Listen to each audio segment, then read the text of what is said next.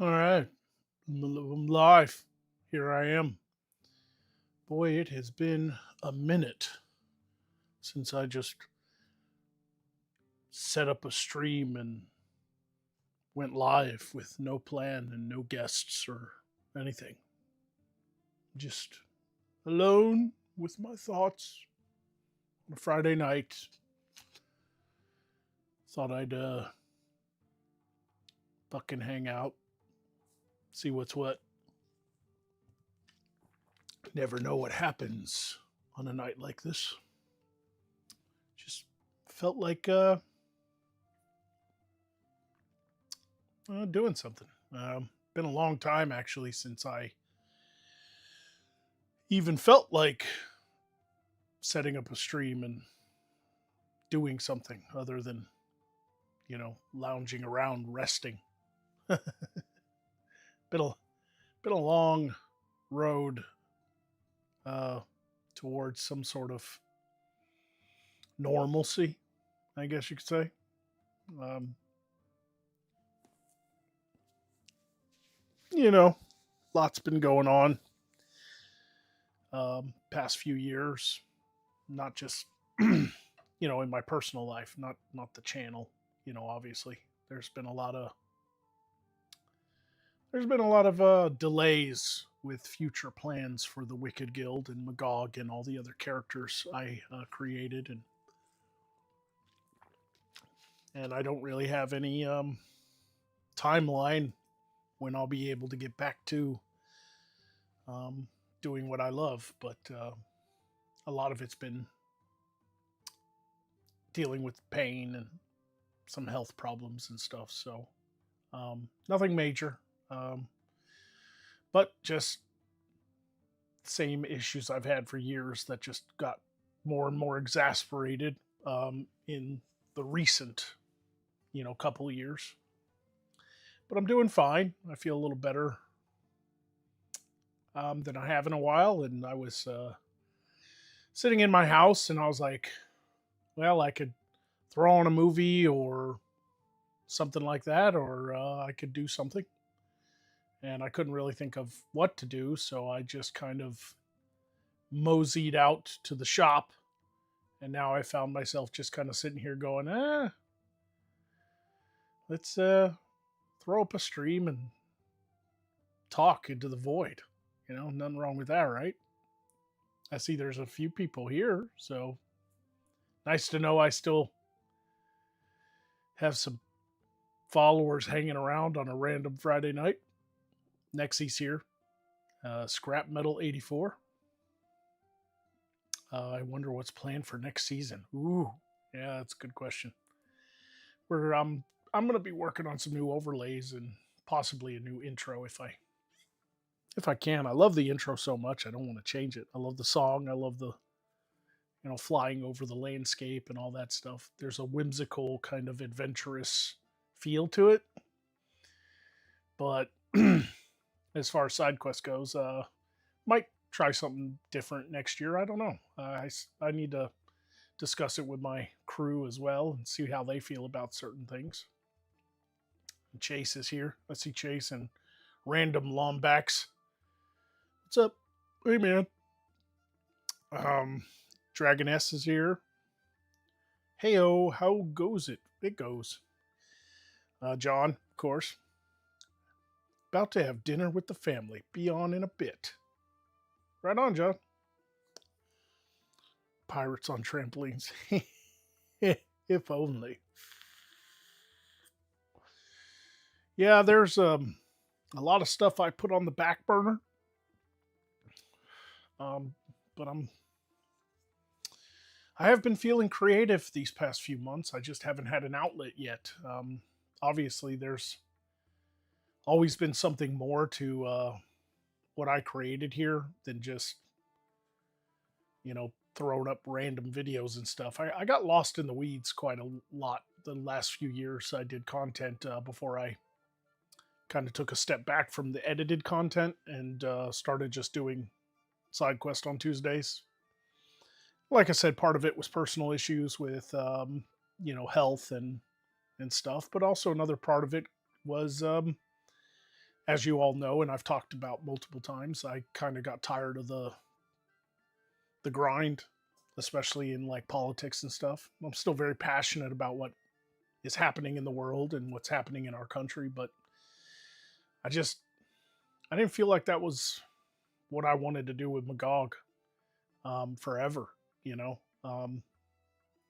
it's what got me noticed, and it's what got me my followers. So I know it's kind of counterproductive to turn my back on all that. But I thought maybe 6 years of political videos and calling morons was enough.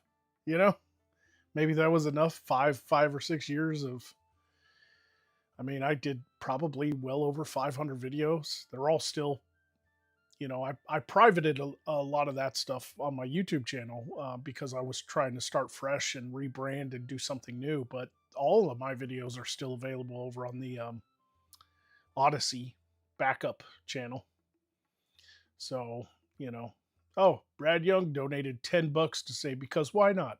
Well, thanks, Brad. It's good to see you, man. Y'all don't have to give me anything. I'm spinning yarn tonight,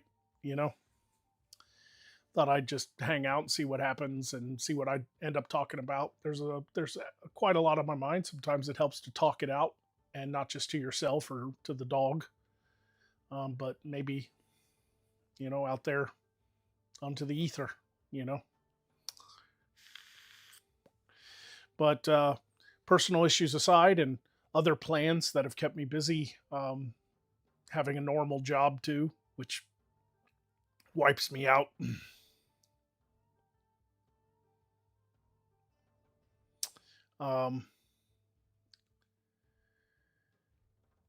But I need to pay the bills, right? I just stopped making enough money on YouTube to live, so I had to go get a job, and that's what happens. I mean, I had my little rise to fame for a while there, and then it dropped off. That's just that's just what it is. So, but I had some new content ideas, and I wanted to kind of work towards getting back to filming at least semi-regularly, some new stuff, but other priorities too have kind of taken the front seat, I guess you could say, and I didn't mean for that to happen. It's just I'm exhausted, health problems on top of a regular job, on top of all the things I have to do to get prepped for the future plans I have for my land and everything. I mean, almost every Saturday consistently for the past couple of years, I've been getting out with my dad and working on the land, clearing it, getting it ready to build stuff. Right now, we're clearing this forest out behind the Magog shop for a place to build my house, because I want a real home. I'm tired of living in a trailer. I'm tired of not having enough space to do what I want to do. The goal was to always build. That's why I bought a little cheap trailer and put it down when I moved up to the land, get out of that apartment I was in. Back when I first started Magog, I was in an apartment. I always intended to only live in the trailer for a few years and then build a house. And back then, of course, when I moved up to the property, I was making, decent money on YouTube with the ad revenue and the merchandise sales and stuff. And I really felt like I had a chance at building this thing even further. But COVID happened. My views went down. The politics and all that stuff really felt it just wasn't fun anymore. And it's like, what's the point of... I mean, I know a lot of people are like, oh, everybody hates their job. Yeah, but Magog was never supposed to be a job. Magog was supposed to be passion, and it's like I've done a lot in my life. I've served in the military. I've had multiple jobs in all kinds of different industries, from security to retail to janitorial. And there's only ever been one job where I loved what I did. Like truly loved it. Even when times were the hardest and I didn't feel good, I loved it way more than any other job, and that was being Magog and doing a YouTube channel and being a creator and finally putting my creative vision and my creative work ethic um, towards something. Um, but that not all good things must come to an end, and I can either start something new and try to take Magog in a new direction with Wicked Guild, or I can give up the gas completely. And I want to get back to doing something new. I just haven't yet because life gets in the way sometimes, and I want a real home. That's why I've been working so damn hard, despite all the pain I'm in with my lower back issues and my sciatica pain and my feet and the bone spurs and the plantar fasciitis and the bulge disc in my neck and all that stuff. I just, despite all that, I've been out clearing land, cutting trees down and shit to try to make a spot for my house because I want a real home. So a lot of other things have taken priority over trying to relaunch Magog edited content because it takes so long to do. And I knew that I would need the time to do it, and I don't have a lot of time. Well, I do. It's just I have to spend what time I'm not working resting so I can go back to work. It's a vicious cycle. It's no way to live, really, honestly. I spend my days off. I have hardly any social life anymore. Partly because most of my friends are married and have kids and jobs of their own, so we don't hang out like we used to. But I don't even go out. I don't try to date or go out to have good times with friends or anything like that anymore. I literally work and then I rest so that I can make it through work the next week because it's that much pain. It takes days to get back to feeling at least semi-normal before I go back and destroy my body again. So, but I feel like if I can finally get back to some normal sort of place, I could spend a little time. I could dedicate a little time in the evenings after work or on my days off doing Magog videos, even if they're short, even if it takes me a while to edit them so they don't get released every single, 2 or 3 times a week, but maybe just once a week. At least it'll be something, right? Even if they're short and it's only once a week, it's a start. So, Marston says none of that wood is useful and building and burn for building, and it burns like a wild child. Yeah, pretty much. Outside of some pines, most of what I got up here is just sweet gum, maples, spring maples, service berries, tiny little cedar trees that haven't really quite taken root, so they die easily and fall over. It's just a lot of underbrush with bigger trees throughout, you know. And I don't have a mill, so even the big pines, we're probably just gonna fell them and cut them up into logs and burn them. Because pine's not good for firewood. I can't burn it in a fireplace because it'll, pine's not good for a fireplace because it'll gum up the flue, all that sap. Never burn pine. Unless it's like the zombie apocalypse and you have no fucking choice, then who cares though? But so I'd love to mill my own boards and use them to decorate my house or possibly, do a piece of furniture or something like that. But I'd have to spend money on milling. I don't want to mill. Magog builds his castle. Yeah. Hey Snoopy, how you doing? Marson, good to see you. Dragon S asks, have you been able to get any progress with the VA? My father-in-law finally found someone who will take his Gulf War syndrome seriously and is getting real progress in getting his disability upped. That's good to hear. I hope it goes through. It's hard to do the longer you're out of the military. I am fortunate that all my medical records were complete and I had copies upon copies of them. When I left the military, my supervisor at the time gave me some very sage-like advice, which was to make copies of the copies. medical records. It doesn't matter. Even if it was a letter that you got from a doctor off base, even if it was a simple checkup, and diagnostic or pharmaceutical receipts, things like that. Make copies of them and keep them because the VA will lose them. And sure enough, that came in handy. But I got reevaluated, and I got, I got reevaluated, and I got a bump. I went from 30% disability to 80%.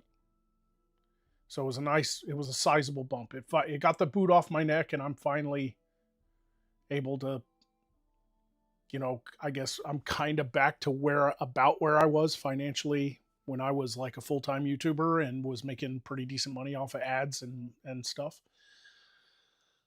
So it's been a long fight, but I finally got to there. There's a couple more things I would like to try to claim as secondary to the stuff I got, evaluated for and everything. But that's slow going. I've still got some tests and stuff to do, and I got a sleep study coming up in February. I don't know why they couldn't schedule me sooner. Maybe the holidays. I don't know. But I'm getting tested for sleep apnea in February. I don't really sleep. Part of it's anxiety. Part of it's insomnia. Part of it's pain. Can't get comfortable. Always pain. Always pain. I pretty much live my life where like pain level 3 or 4 is a good day. Like that's a solid day. Like that's a great day. I can get some stuff done. That's my life, right? So, but at least I did get my reevaluation and stuff, and I've gotten, during COVID, it was harder to find a job. A lot of places were shut down anyway. A lot of places weren't hiring. COVID really hurt a lot of people. And I'm not talking about the fucking disease itself. I mean, there were people who suffered from that disease, and I understand that. But it's like I think it was Joe Rogan's stand-up comedy special. I watched that one time. I think Joe Rogan said it best. He goes, "We lost a lot of people in COVID, and most of them are still alive because everybody went fucking crazy." I mean, it really was. It was not a good time, right? So, but the COVID years, this video will probably get flagged now that I've even said the word COVID. Fucking YouTube knows everything. They got their AI algorithm working overtime, but, during the pandemic, I had a hard time finding a regular job. My views were down on YouTube. Everybody was staying at home. Nobody had any money to spend, so my merch sales dried up, and my views kind of started to dry up, and a lot of people were staying home. So you'd think your views would go up because people ain't got nothing to do, but there was a lot of people starting YouTube channels because they weren't working, and they tried to make money a different way, and more power to them, but there was a lot more to watch during those times, and a lot of my viewers drifted off when I stopped doing politics. The pandemic was hard all around, so I had to budget, and I had to use credit cards to buy groceries and stuff, and racked up a little debt there. And I've almost got all that paid off because of the bump in the VA money. Thank God for that. I served my country. I was wounded, hurt. I was in a lot of pain, and the VA stepped up and helped me eventually. it was still a bit of a struggle, but all I can tell to my fellow veterans is not give up. Keep going to your appointments, keep all your records, and keep fighting, because you signed a contract to serve your country, and their promise was that if anything happened to you, they'd take care of you, and that was their promise. They need to uphold their end of the contract. So Leo loves, is that Admira? Leo loves Admira. Five gave $5 to say you right on that. I have copies of copies for all my paperwork when I left, and even made digital copies with a scanner. Good for you, man. Yeah. Cover that shit, man. Cover your bases. If you're watching right now and you haven't separated yet, even if you're not injured, make copies of copies. So things are. I'm not out of the woods, but I can see a path forward, and so that's my update on my personal life. Without going into too many details and boring all of you. Hey, Six, how you doing, man? Marcin Johansson said flooded the market. Yeah, you're talking about the YouTube days during the pandemic? Yeah. Tell me about it. Yeah.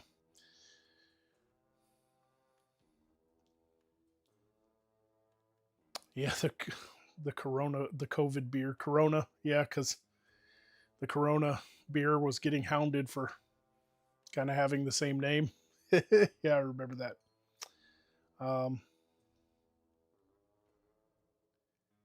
let's see. He also deals with stuff from the water at Camp Lejeune. Um, he has a great sense of humor, though, and made a couple funny T-shirts about it. Oh, that's great. Well, I hope he gets what he deserves. Um, and a lot of that stuff is the PACT Act, you know. Um, if around poison chemicals, burn pits, stuff like that. I drove through I drove through the smoke. Like I was there. I was in Iraq from '09 to 10 doing convoys. So I drove all over, different fobs, different routes. Um, and that was when we were pulling out. Operation Iraqi Freedom was ending, and Operation Enduring Freedom was continuing in Afghanistan. So we were on our way out of Iraq when I was there, and because of that, I don't know if you guys know this or not, but when the military decides to leave an area, whatever we can't take with us, um, whatever isn't mission critical systems and stuff like that, if we have to leave behind insulation, or if we have to leave behind buildings, if we have to leave behind building materials because we can't possibly load it all before the date that we're supposed to pull out, then what do? We burn it. We pile it up and burn it. Because you don't want to leave stuff for the enemy to use. Makes sense, right? But because of that, there are burn pits everywhere. You drive onto a fob and there's smoke in the air, and you drive through smoke and you look over and there's 6-7 burn pits with tires and fucking, insulation and shit burning in there because the guys are just, we can't take this with us. Fucking throw it on a fire, So I was around all that shit. I totally understand. So, and a lot of guys from the Vietnam era and stuff. That was Agent Orange, shit like that. Those guys deserved way more than they got when they first got home. I mean, that was terrible how America treated troops back then. I'm very thankful for the America we have now, at least for the when in regards to how most people treat our veterans and our active duty servicemen. So, hey brother, hope you're doing well. I love the show, says Plank Time. Thanks, Plank Time. I appreciate it, man. I'm glad you have been enjoying SideQuest, but I guess really I've just been doing SideQuest to keep the channel alive. It's on life support, because I haven't really quite narrowed down what I want to do with all this. I mean, if money was no object and I won the lottery tomorrow and I didn't have to work a regular job, breaking my back and hurting and in pain every single day I get home, then I'd know what to do. But money is an object, and paying bills right now is more important than trying to rebuild this channel and get subscribers and viewers to come back and eventually making enough money to live off of, so I don't need that job. But right now, the steady income is more important. I can't really rely on YouTube money. Even if I blew up to not like tomorrow, like I released a video tomorrow and it went viral and I got millions of views and all kinds of new subscribers and there was some nice ad money coming in, that doesn't mean I quit a sure thing, and take that kind of risk, not with how difficult things are these days, because even though I was able to live for about 5 years as a YouTuber without any other job, that was a very short amount of time, and it wasn't a career, and it wasn't steady. I had to budget myself in a very specific way, because one month I'd make pretty good money and then the next month I wouldn't.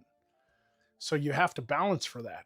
And even though I did really good at the apex of my YouTube career, I guess you could call it, you always had to budget for that that shorter windfall. The ads, sometimes you get demonetized, sometimes you wouldn't get as big an ad check from Google. Sometimes people wouldn't buy your merch 1 month over the next. And you add it all together, and sometimes people would drop their Patreon and not pay anymore, or you didn't do enough content, so they unsubscribe from you, and you don't get as much as you did the previous months. And before you know it, you're starting to kind of struggle a little bit, because you can't even plan, really, because you don't know how much money's actually coming in. It's not steady, not like having a regular job with nice steady income, and you know what your paychecks are going to be because you know what your hours are. So that's always been kind of the fight. Everybody would love to get paid to do what they love to do, but that ain't the world we live in. Sometimes you got to do what you have to do. And that's what I'm doing right now. I'm working, and I'm resting, and I'm trying to recover, and I'm trying to get fixed, and I'm trying to survive. And that's what I'm doing. And unfortunately, that doesn't always line up with the big pie in the sky dream that I had for this channel and for Magog and the characters and the world I created. So, and that's just reality. It's nothing against my fans. I love all of you. I love that you guys support me and have supported me for years, and come by and had a laugh. And I'm happy I was able to give you entertainment and laughter. It's been the highlight of my life. I will always look fondly back on this time period and say I helped people through entertainment and laughter and joy. And that's the greatest gift anyone's ever given to me. And I'm undeserving of it, to be honest with you. I'm kind of a hack. I don't know if you guys know this, but creative wise, none of this shit is really original. It's all fucking Tolkien and fucking video games, Skyrim and shit. It's all, it's I'm not Bill Shakespeare over here. That's what I'm saying. Okay. But I had my 15 minutes of fame, and maybe I'll have another one. But right now it's always, a lot of people are like, where'd you go? I still see comments to this day on my videos. Sometimes I'll see somebody pops into a side quest chat, or not chat, but the comment section, and they'll pop into an episode of side quest and be like, where's old Magog videos? Bring that back. That kind of thing. I'll still get those comments to this day. I think I saw one the other day, actually. And it's like, I'm sorry. I really don't want to go back into being an evil wizard that comments on politics and does like response videos and stuff to like CNN articles. It just, towards the end there, it got, I don't know, mundane, stressful. Every day was like, how do I even turn that into a joke? Like I'll pull up some CNN article and it's like, Muslim immigrant rapes 16 women and then kills him, everybody. And it's like, I don't even know what to do with this shit. Like, so anyway, I did have an idea for some content, and I'd still like to try it. I just don't know when I'll be set up for it. Unfortunately, a lot of the Magog shop had to be kind of turned into storage for a little while. So there's a bunch of shit in here. You guys can't see it because it's on the other side of the camera, but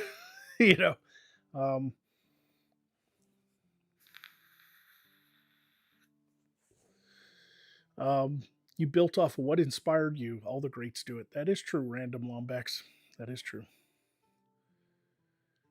You still remember the skunk and Mafog machines? Oh my God. You guys remember the weirdest shit.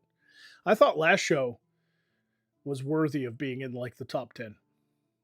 I really did. Like we got off that show earlier this week, this past Tuesday, and we were just, I was so just fucking out of it. I hadn't slept for days. I was goofy as fuck. I just kept saying monolith. There was just this weird kind of air, and the rest of the crew rolled with it, and it got wacky, and it got fun, and it got weird, and it reminded me of the heady days of, oh, great sphincter, and, shit like that. That would just crack everybody up, catching my pants on fire because I was smoking in my apartment. I fucking dropped the cherry on my pant leg, shit like that, But, oh, hey, Octane, what's up, man? Just got off a long drive from the offshore. Oh, cool. Well, good to see you, man. Sorry I didn't catch your message until till tonight. I just hadn't really looked at Discord this week. Hadn't looked at much, to be honest with you. I'm trying to find my way back to my creative space, and social media is a massive distraction. Not gonna lie. And Discord counts as social media. I hope you know that. It really does. Maybe I don't spend as much time on Discord as I do like X, or fucking around with Grok, or whatever. But it is a massive distraction. I'm trying to find my way back to my creative space. So, was there ever a drunk episode? I can't quite remember. Not really. Not for me anyway. Other people, yes. There were some past side quest members that were drinkers. And but for me, it's not that I hate drinking. I love good beer now and again, but I'm not a big drinker. And after Iraq, I went to a dark place for a while, and I drank a lot, and I didn't like how that made me feel, so I kind of put it aside. And I recognized it before it became a problem, and I put a stop to it. So I'm not some recovering, or anything like that. It's just something I choose not to partake in anymore. Except on very rare occasions. Every now and again, I'll crack a beer open with friends or, family. Like I go over to I'll probably go to Thanksgiving, go to my parents' house for Thanksgiving. I'll probably have a beer or two with my dad. Or like when I had friends come visit, and, we went to the Ren Fair. Had a couple beers with them. I got no problem with that. But I never got drunk on stream. I never got drunk. I acted drunk plenty of times, because I wanted the character to be drunk, but it wasn't real.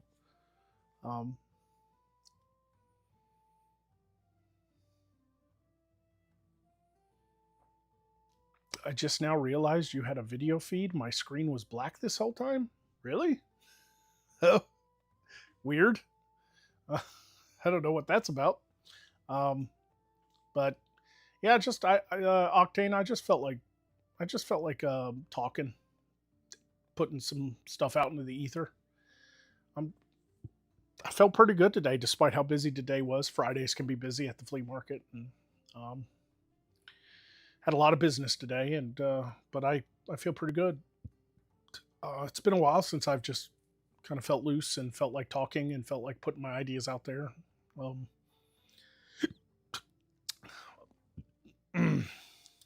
Yep, I did share a sixer with Octane, and he drank. What did we drink? Yingling. I think we went and got Yingling, isn't it? We got some Yingling. Had a few brews with my man Octane there. But not a big drinker. I was. If you knew me in England, the pub was right around the corner from where I lived in the village. So it was like I could walk there. It was pretty easy to go to the pub and get some, back then I liked Green King and Kronenberg. I've always been more of a beer guy. I mean, don't get me wrong, you're in your early 20s or, whatever, and you're out drinking with your friends, the hard stuff comes out and you do stupid shit. But I grew out of that. It's mostly beer for me. Always loved the way it tastes, never liked the way it made me feel. You wake up all, I feel like I ate at a buffet, because it's like liquid bread. How many calories you take in drinking beer? It's like you got a big old beer gut. You're like, oh, I shouldn't have drank so many beers last night. Um, Dang it, Bobby says piss water. Yeah, it was. Well, not Green King. Green King was a lager. I thought anyway. It's been many, many years. Green King was right up the road. It might be a Pilsner. I don't remember now. Green King was a local beer in England. The Green King Brewery was right up the road. So, or is it Bury St. Edmunds? Bury St. Edmunds had the Green King Brewery. So most of the pubs in the area serve Green King. Kronenberg I liked it because it kind of reminded me more traditional American beers I grew up with. That's why I like Kronenberg. A lot of the thicker ales and stuff that English people drink, I never liked. Mostly because they drink them room temperature in England. It's like trying to get an ice cold beer in England is like pulling fucking teeth.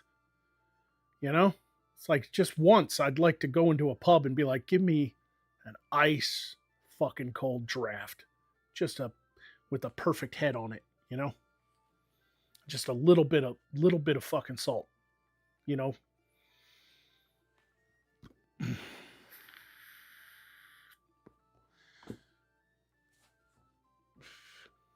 should come on just to hang out with the fans every once in a while. It can lift the spirits. Indeed. That's what I'm doing here tonight, I guess. Oh, hey, Rat. How's it going, man?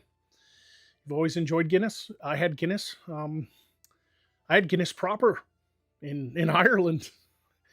And I feel like they really respected me because a lot of the touristy areas in Ireland, like where the tourists go, you'd go to the pub there and they'd put this little fucking 3-leaf clover on the head.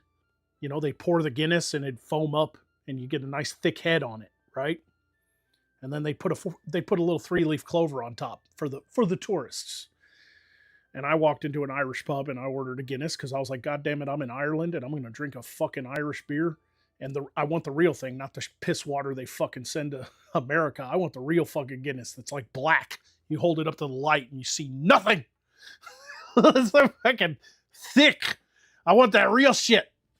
So I walked in and I asked for a Guinness and because it was the only one I recognized. I mean, they had other beers, but I was like, I don't know, but at least Guinness feels like a safe, like I'm American. I still recognize that I'm like an outsider, I'm not trying to blend in with Irish. I didn't walk in and be like, hello, my fellow Irishman.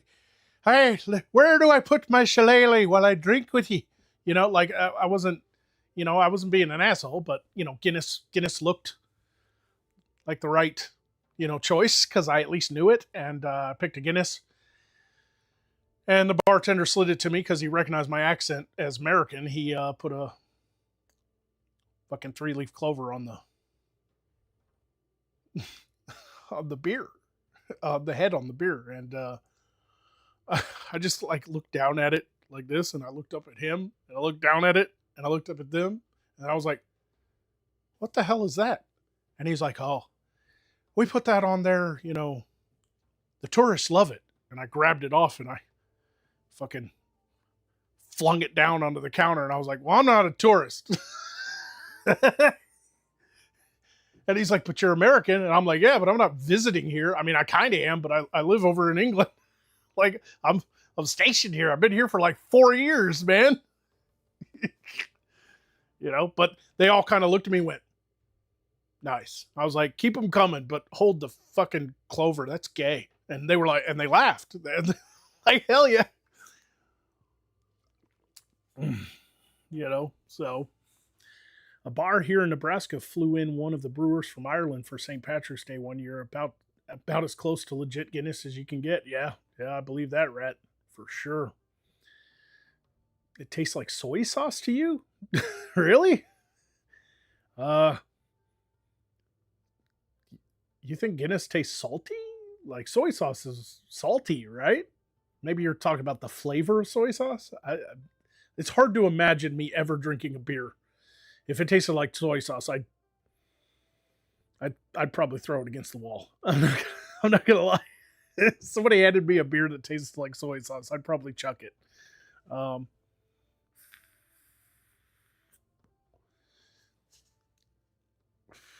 I was almost completely gone after my second deployment. Couldn't even start the day without a bottle of Jack. Yeah, man, a lot of guys go down that road. I'm thankful I caught it before it got too bad. But keep on keeping on, brother. You know.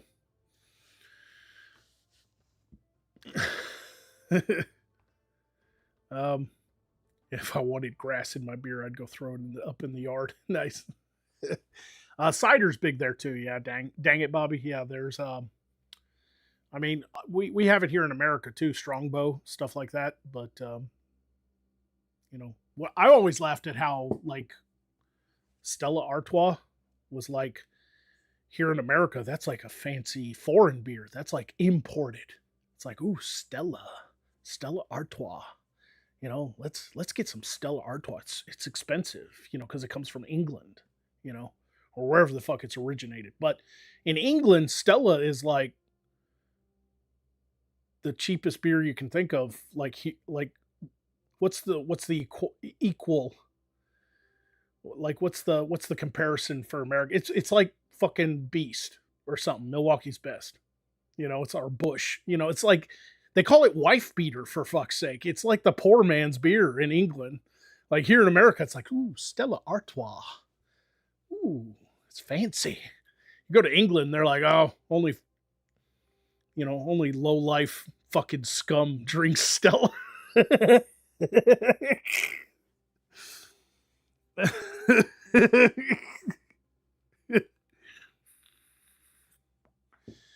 um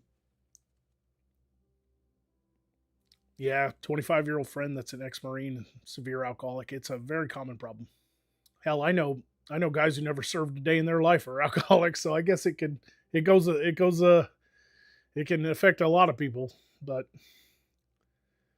yeah, Foster's. Yeah, Foster's is like, oh my god, it's like imported Australian beer and it tastes pretty good. And I like Foster's. Somebody handed me a Foster's, I'd drink it, but yeah, it makes sense that Aussies would call that piss water to them, you know, but everybody's got their thing. German beer. I had German beer because I spent a lot of time in Germany too, because I did quite a few TDYs in Germany. Whew, their beer's thick. Like a lot of their beer's made with wheat, like Hefeweizen, and it's good. But it's like I just drank an entire fucking loaf of bread. Like I just literally drank a baguette, you know, like I drank some fucking French bread, you know, like a loaf of French bread. That's what I just drank in one single glass.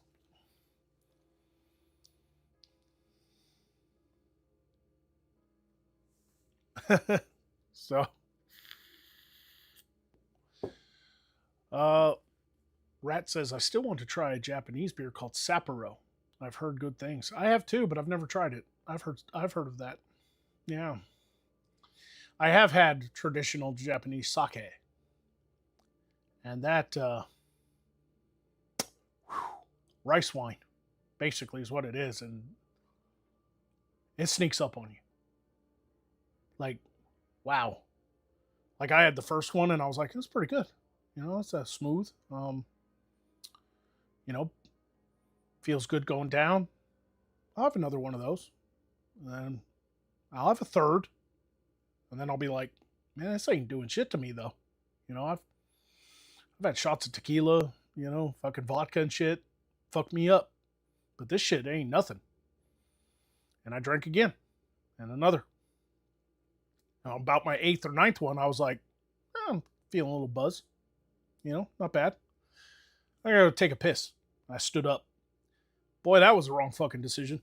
Because the moment you stand up, it hits you. It's like, holy shit. I fucking about went to the ground, man. I fucking, woo.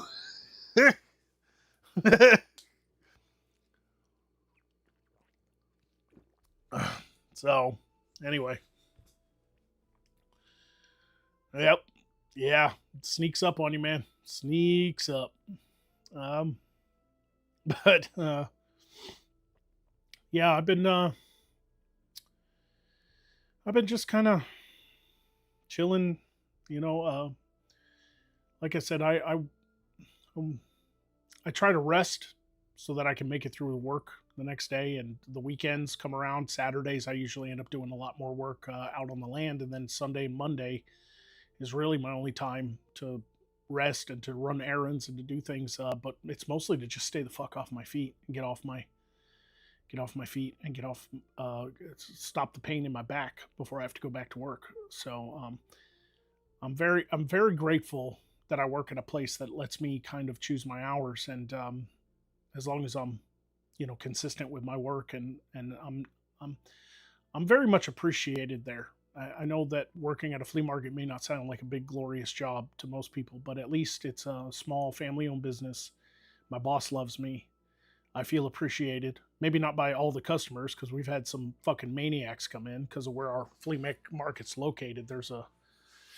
It can get a little ghetto, um, but I've had it out with quite a few um, unsavory folk. But for the most part, I feel appreciated there, and thanks to the increase in the VA, I was able to finally take like an extra day off. So now I have Saturday, Sundays, and Mondays off, which you think is enough time to do some stuff. But like I said, most of Saturday I work until I can't hardly feel my feet or my back out cutting trees down and clearing land, and then I literally can't move most of Sunday. I can't. It even hurts to just get from my bed to the couch, and that's 20 feet. You know, like that's. And so maybe if I recover Sunday, I have some time to film and write scripts and stuff like that on Monday. But it's not been easy, but I'm getting back to a better place. I'm feeling a lot better. I've done physical therapy for my back. I've got some new treatments coming for my back too. By the way, and my feet. I just last Monday, this past Monday, a few days ago. I try to make all my appointments on Monday now since I have it off. Since I have Mondays off. I saw the podiatrist again. They're sending me to a place to get more a different type of custom insole because the last one didn't work. The last ones I got were hard as rocks and they hurt my feet worse. I tried them for about a month. It was the worst month of my life. I literally would get home from work and I could not feel my feet anymore. And that, I know people kind of say that is kind of like a exaggeration, but it wasn't an exaggeration. I literally could not feel my feet. Have you ever had your foot fall asleep when you're sitting on the toilet for too long? Then you try to stand up and your fucking leg goes like that because you can't feel the ground? That's what it felt like having those insoles. So I threw them away. Well, come to find out, they might have gave me the wrong material because you could beat them on the counter, like they were made of a hard plastic, and they just tore my feet up. So this time they're sending me to get something different. And if that doesn't work, they're gonna give me the shots. And if that doesn't work, he might do the surgery, which is extreme and can also come with some negatives. A lot of people who get the surgery end up getting foot pain in another area of their foot. They go in with a white hot needle and they poke a bunch of holes in the plantar fascia, that tendon that goes under the foot. And they poke a bunch of holes in it with a white hot needle, and that loosens it. And then hopefully your body heals it properly instead of tightening it back up. But sometimes it doesn't work and it tightens up on one side and not the other. So you end up getting foot pain on the outside of your foot or something like that. So the surgery is never guaranteed. And I hope new insoles and the cortisol shots help. But my podiatrist told me, it's like, once you get plantar fasciitis, you pretty much have it. It's not something that can just be cured magically. You just have to treat it the rest of your life. You just have to take care of your feet. You have to do your exercises. You have to do your stretches. You have to take your pain meds. You have to, get good shoes and insoles. And when those custom insoles get worn out, you got to go get more. And it's just something I probably have to deal with the rest of my life. That's what he said anyway. I don't know. Maybe I'll get a second opinion, but we're going to try the insoles. And then I went and saw my neurosurgeon for my lower back and my neck. And it's gotten worse. Even since the last time, my newest MRI, it came back pretty. I don't know how many people have had an MRI, but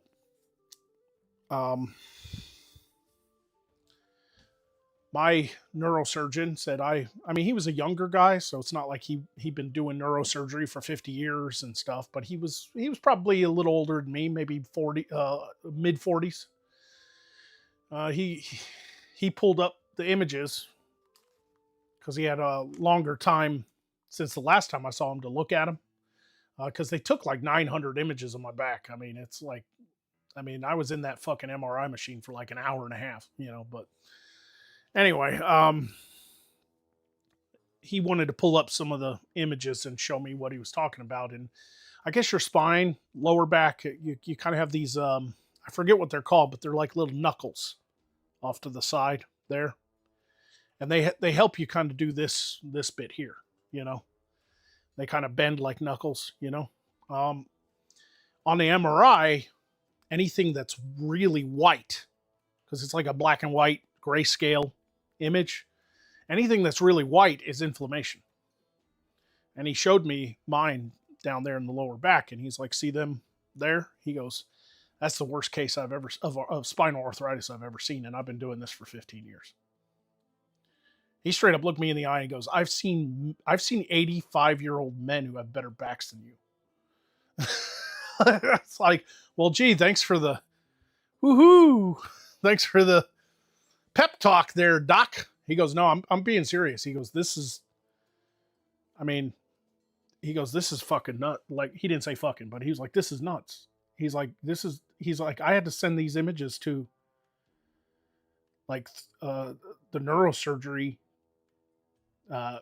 something across the country. He wanted to show them, like, I forget what it's called, but it's like the neurosurgeons council of elders. I don't know what they fucking call it, but he sent it to them because he was like, y'all gotta fucking see this shit. Like, it's like white and inflamed, the entire area around my lower spine. So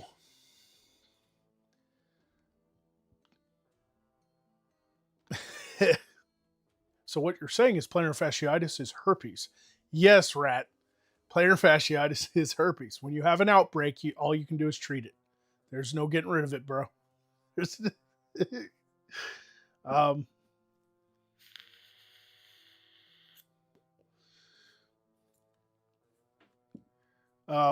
So I have spinal arthritis, stenosis, degenerative disc disease, and a bulge disc. That's just the lower back. Okay.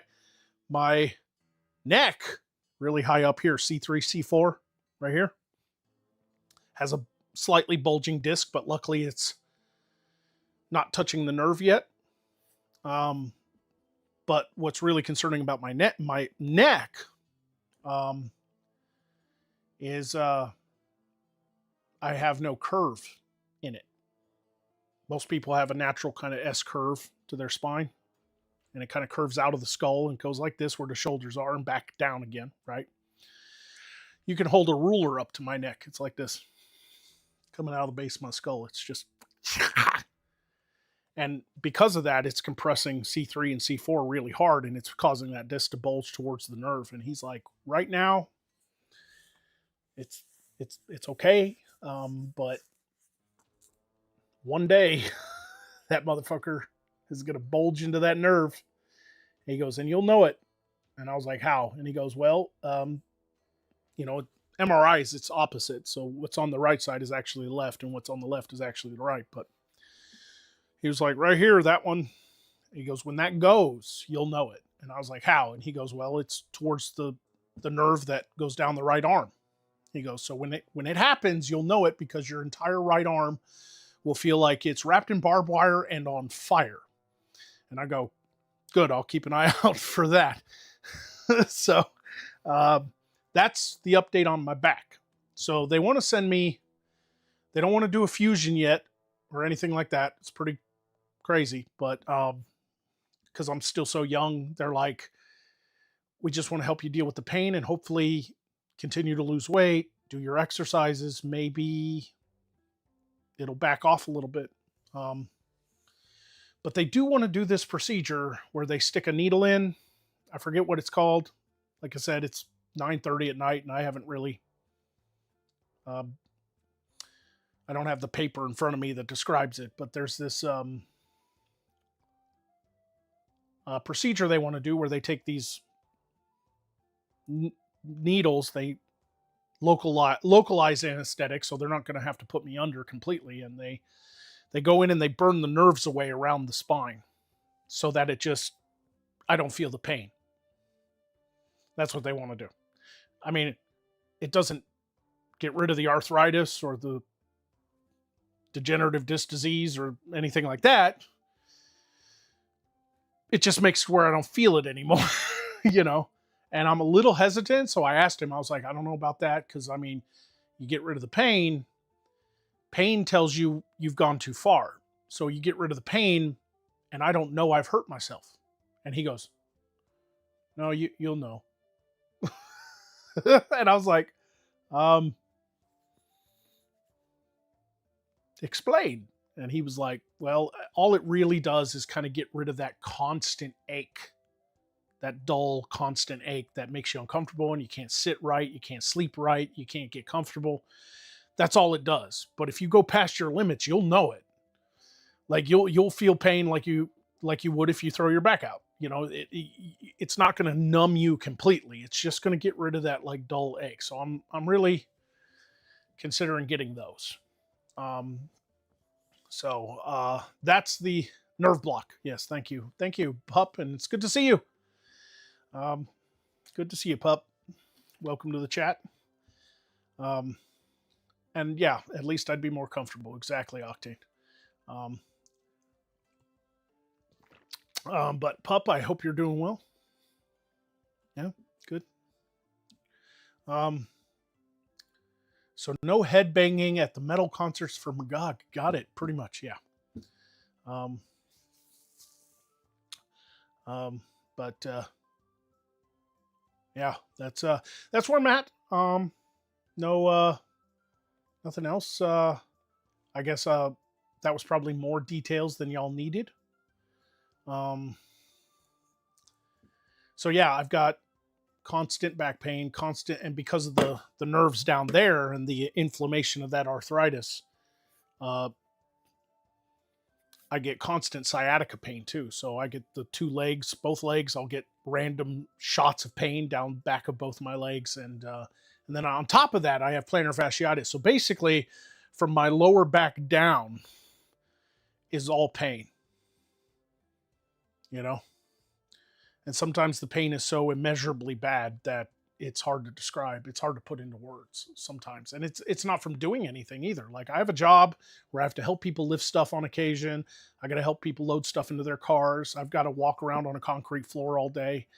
But it's a flea market. So there's breaks. There's times where I'm sitting up front and it's fine. I can get off my feet, and stuff. But at the end of the day, no matter what I do, this pain doesn't really go away, and it is constant, and that's what I've been fighting these past few years, and that's why I got reevaluated by the VA, and thankfully they saw my MRIs and were like, whoa, okay, let's up this guy's benefits a little.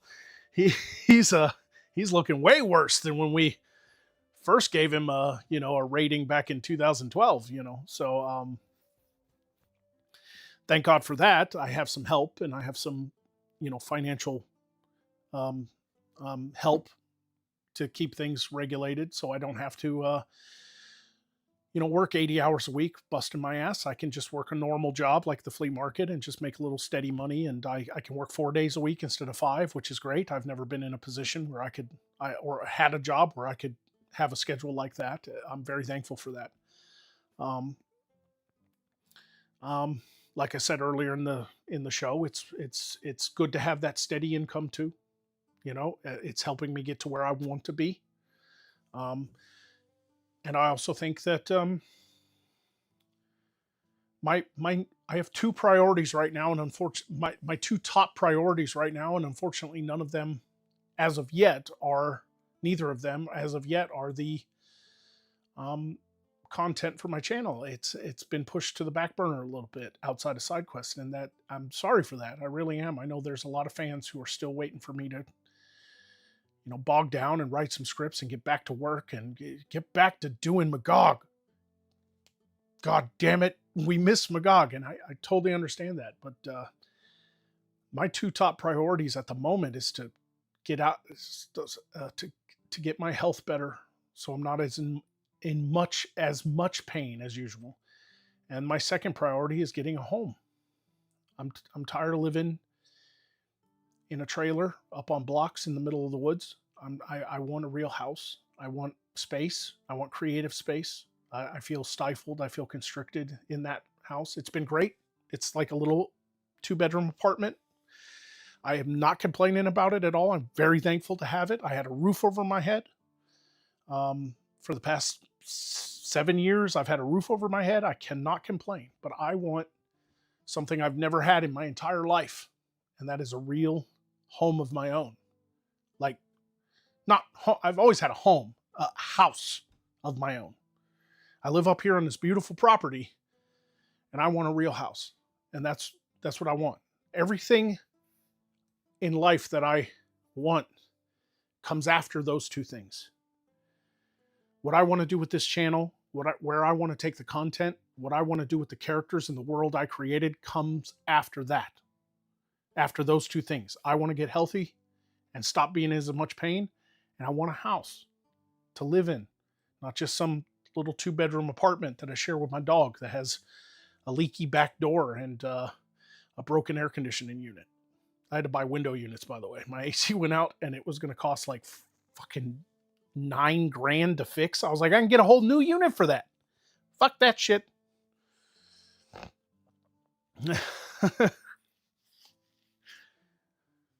So, anyway,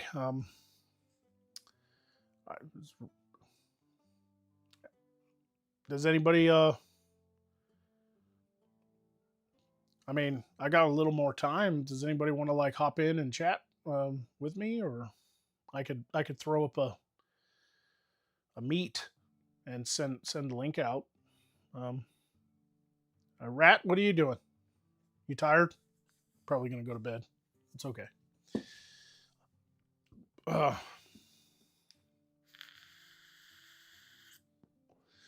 Don't get a 50-year mortgage. A 50-year mortgage? What the fuck is a 50-year mortgage? Oh, hey, Purity Sin. I just saw you. I was like on your stream. A minute before I went live, I was like, wondering what she's doing, and I like hopped in there. She's playing some fucking, I don't know, Egyptian puzzle game. She probably didn't know it was me because I'm Wicked Guild.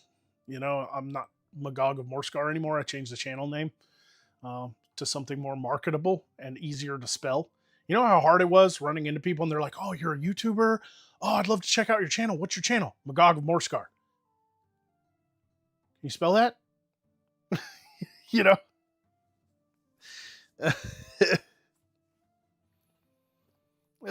So I come up with Wicked Guild, and I rebranded to that because it's at least a little easier to say in conversation, you know? Oh, Death on the Nile. Got it. Yeah. Right on. Agatha Christie. It was Agatha Christie, right? Wait, Death on the Nile was, yeah, it was Agatha Christie. Poirot, right? Ugh. Hercule Poirot.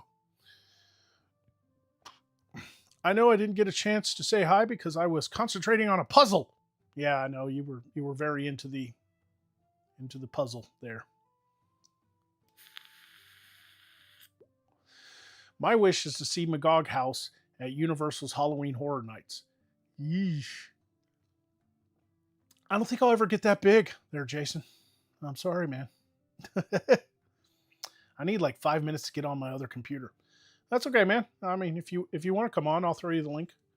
Any you know, kind of let me know. I can start a meet pretty quickly because I'm set up out here in the shop. See if it does it. Doop, bing. Yeah, there we go. That was easy enough. Have you ever thought of making a comic book out of the Adventures of Magog and the Wicked Guild? Yeah, I've had all kinds of thoughts like that. Video games, comic books, graphic novels, stuff like that. But at the end of the day, my true passion is filmmaking. And I'm an artist too. I've been drawing naughty naked ladies on my Magog After Dark account. um, high fantasy, like naked elves and shit. I've been drawing over there. But I'm not really like a comic book artist, man. It's I've always been a more realistic artist, and breaking out of my shell and trying a comic book style, which is what I've been doing with the naked ladies over on Magog After Dark, has been fun. But it's more of a pastime. The exaggerated features and the action poses and stuff has never really been my forte. I've always been more of a, like, I can paint your portrait. I can paint your portrait like crazy. I've always been, my brain always goes to the details more than it does, being able to storyboard out a comic book page. Not that I wouldn't be good at it if I gave it my all. It's just not where I want to focus my creativity. All this bottled up creativity, I'd rather focus it in what I truly love, which is a medium that takes all the things I love, which is writing, art, visual art, and sound design, and set building, which is basically like still lifes. If you think about it, it's just, I was a painter in, college, high school, I love painting, drawing. It takes all of those things and storytelling and puts it all into one thing, which is filmmaking. Like, filmmaking is all of those arts together, and that's what I love. So my dream isn't a comic book. If I was big enough and everybody loved Magog and I had tons of people who wanted to like help me do a project like that, I'd totally like get on board with some people who knew how to do that. Yeah, Sin says, I can help you write, hint, hint. Thanks, Sin. But it's I feel like my true direction, passion that I love is filmmaking, and that's where I want to go. I want to make a film before I die. I want to make a film. I want to see my name on that opening credits, even if it's an independent film. It doesn't have to be through the Hollywood system. I fucking hate the Hollywood system anyway. But for once, a real film, I want to be able to do that. Just once in my life, I want to be able to, even if I'm just putting it online, like it's an independent film, total independent production. But just once, I want to see my name written and directed by Jeremy Wolford. Just once, not some YouTube video, but a real film with a story, with a cast and a crew and sound design and special effects. That's my dream. Anything beyond that would be also great. I'd love to do a sitcom. The whole plan of Magog was to eventually build to a sitcom with like other actors and stuff, with stage sets and and some location shoots, but for the most part, just nice indoor sets like you'd see on Frasier, Home Improvement, blah blah blah. Sitcom style. But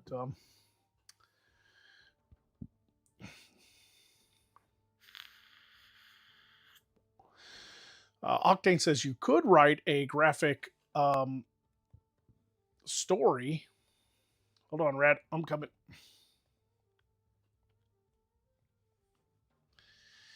You could write a graphic, I'm sorry, I lost it. I clicked out of it by accident. There you go. You could write a graphic novel story and let a seasoned artist do the comic style art. Sure, I'd do the cover art, but oh, that was loud, man. I wish Google would let me shut them off. What's our rap? Not a whole lot. How's it going? Feel like yeah. I'm not used to. I'm not used to only like seeing myself when it's just two people in the call. Yeah, I know. I gotta turn. I feel like, and I'm like, holy shit! Why is it so fucking zoomed in on my face? Yeah, sorry. I gotta show the people you. I guess you could just be a voice. Yeah, I don't have to. Yeah, no, I know, but like, yeah, it's just I'm not used to seeing like when it switches on in the meet. I'm not go, used to it. I'm gonna go like really fast. Ah! Yeah, fuck. I came in and your camera was on me, and I'm like, God, why can I see all the hair in my beard? What the fuck? Sorry. Oh God, I'm swearing. Yeah. Anyway, nervous. What's up? I've been cursing all stream. Oh man, I just felt like fucking putting my thoughts out into the ether tonight, so I just random launched a stream. No, that's fine. You know, I wasn't doing anything. I was just, like questioning my choices for Christmas presents. That's about it. Yeah, that time is fast approaching. Look, I was a responsible adult, and I actually took care of Christmas presents for my brother ahead of time.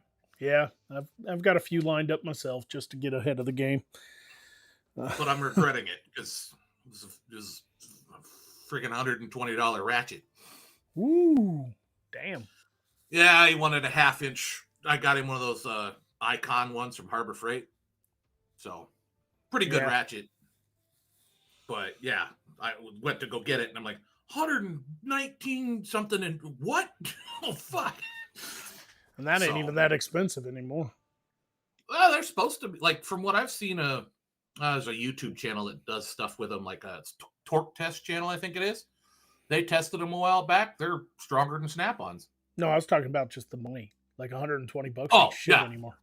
No, that ain't fucking shit. That ain't shit anymore, man. No, but at the same time, if I can buy a $120 ratchet instead of like a $250 Snap-on, and it's better than a Snap-on, I'll take it. Oh yeah. Let me catch up on some of these.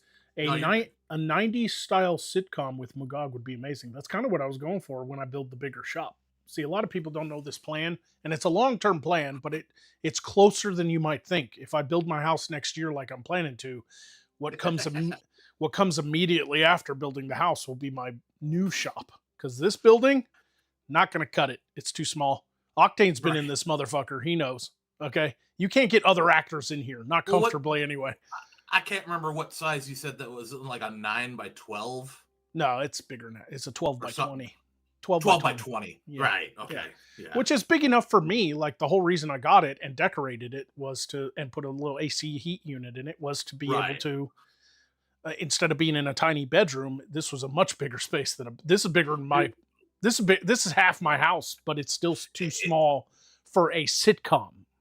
Oh yeah, absolutely. Like for YouTube videos and me sitting here on a live stream doing zany shit, it's fucking great. It's amazing, but it's a great little building for that. But for what I truly want to do with Magog, I need a much bigger space. So my plan is, now that this has been insulated with a heat and air unit, when my new house is built, I'm going to clear the set out and move it into one of the rooms of my new house temporarily. Right. And that's where I'll do side quest and whatever other content I'm doing. I'm going to sell this building because I could probably get 12, maybe even 14 grand for this sucker with it being insulated and with a heat and air unit. Cause the outer unit, it's a mini split. The outer unit's built on the wall. I didn't put it on the ground, so it can go with it. It's modular that way. It's kind of smart. Yep. So this would make a wonderful deer camp. I mean, it's got walls, it's got plugs, it's got lights, it's got heat and air. I could probably get at least 14 grand for it. And I'm going to take that money and I'm going to put it down on a small loan to build an actual like steel building, like a shop building. Yeah. So my hope is that I'll be able to afford, depending on where I'm at financially, my hope is a 30 by 50. Yeah.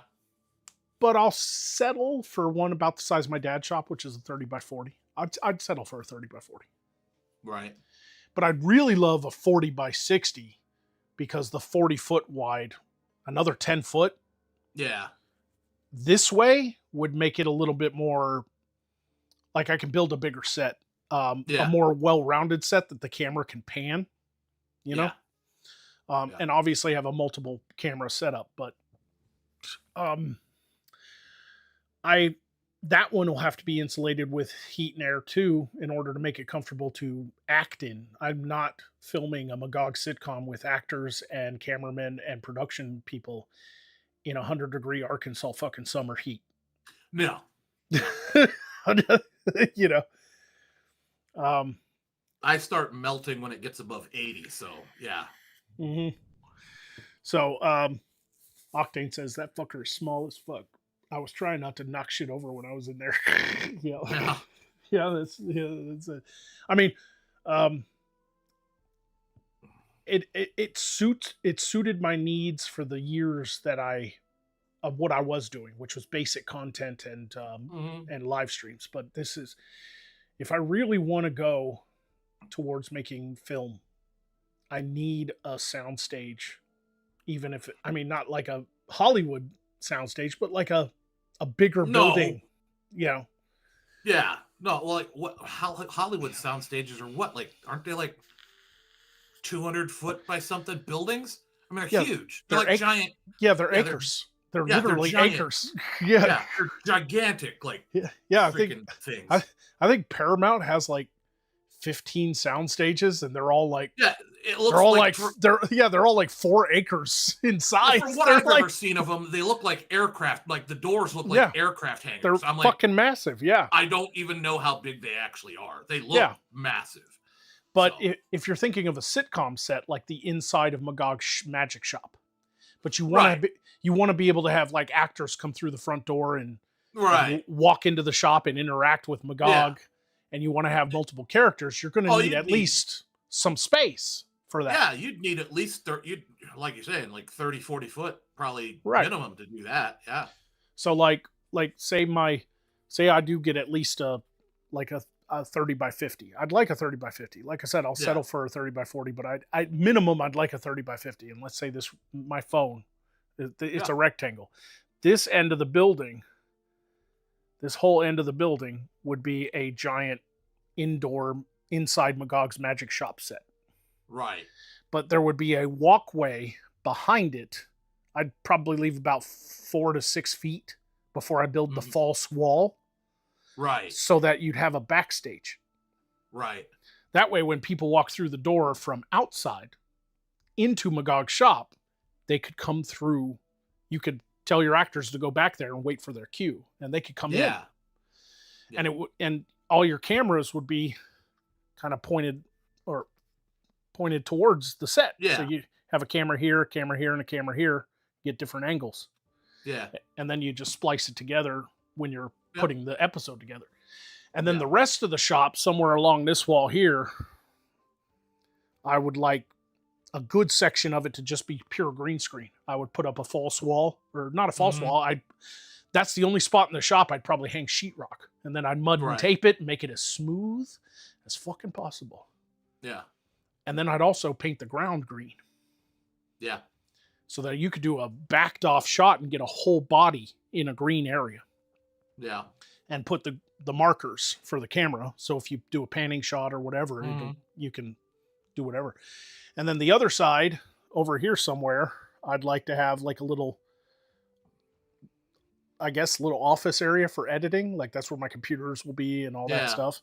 And then somewhere here, probably a slightly smaller set for just doing live stream. And then everything I do as Magog can be out in that new building. Yeah.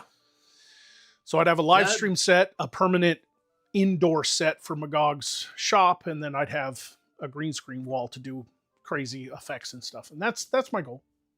Yeah, that'd be good. Yeah. And then I can maybe get some local actors who want to make a cameo on Magog's show, or get some people to come into town, or get some friends of mine to come and be characters or whatever, and just start small and see if people like it. And then you could also do shots outside. I got all this land. We can do outdoor shots too, you know. Oh yeah. Yeah. You know, so when the weather's nice and the lighting is good, you know. Mm-hmm. That cut to fit insulation I showed you for that new building. Yeah. Here's the thing. I was thinking about, for the shop anyway, I was thinking about doing an Allen's building. Y'all have heard of Allen's Factory? They have a website. You can order metal shops made, right? Yeah. Yeah. And they have a little 3D program where you can build your own, you know? So I'd want an entry door and a small garage door. So if I had any bigger set pieces I built or anything, I could get them in and out pretty easy. But that's it. No windows. I need to be able to control the lighting completely. Right. And maybe a back door too, so that we could have like the backstage could also have a door out, you know, mostly for fire safety, but also the actors can be outside if they want, you know. But anyway, I built one in there, but Allen's has a feature where you can add, and it's some pretty thick shit. It's R17. That's decent insulation, yeah. Oh no, I'm sorry. Maybe 19. It's pretty thick shit. You can add like, it's either R17 or R19. I can't remember, but you can add that insulation for an extra, for the size of building I wanted, for like an extra $4,000. And what they'll do is they'll wrap the building before they put the walls up.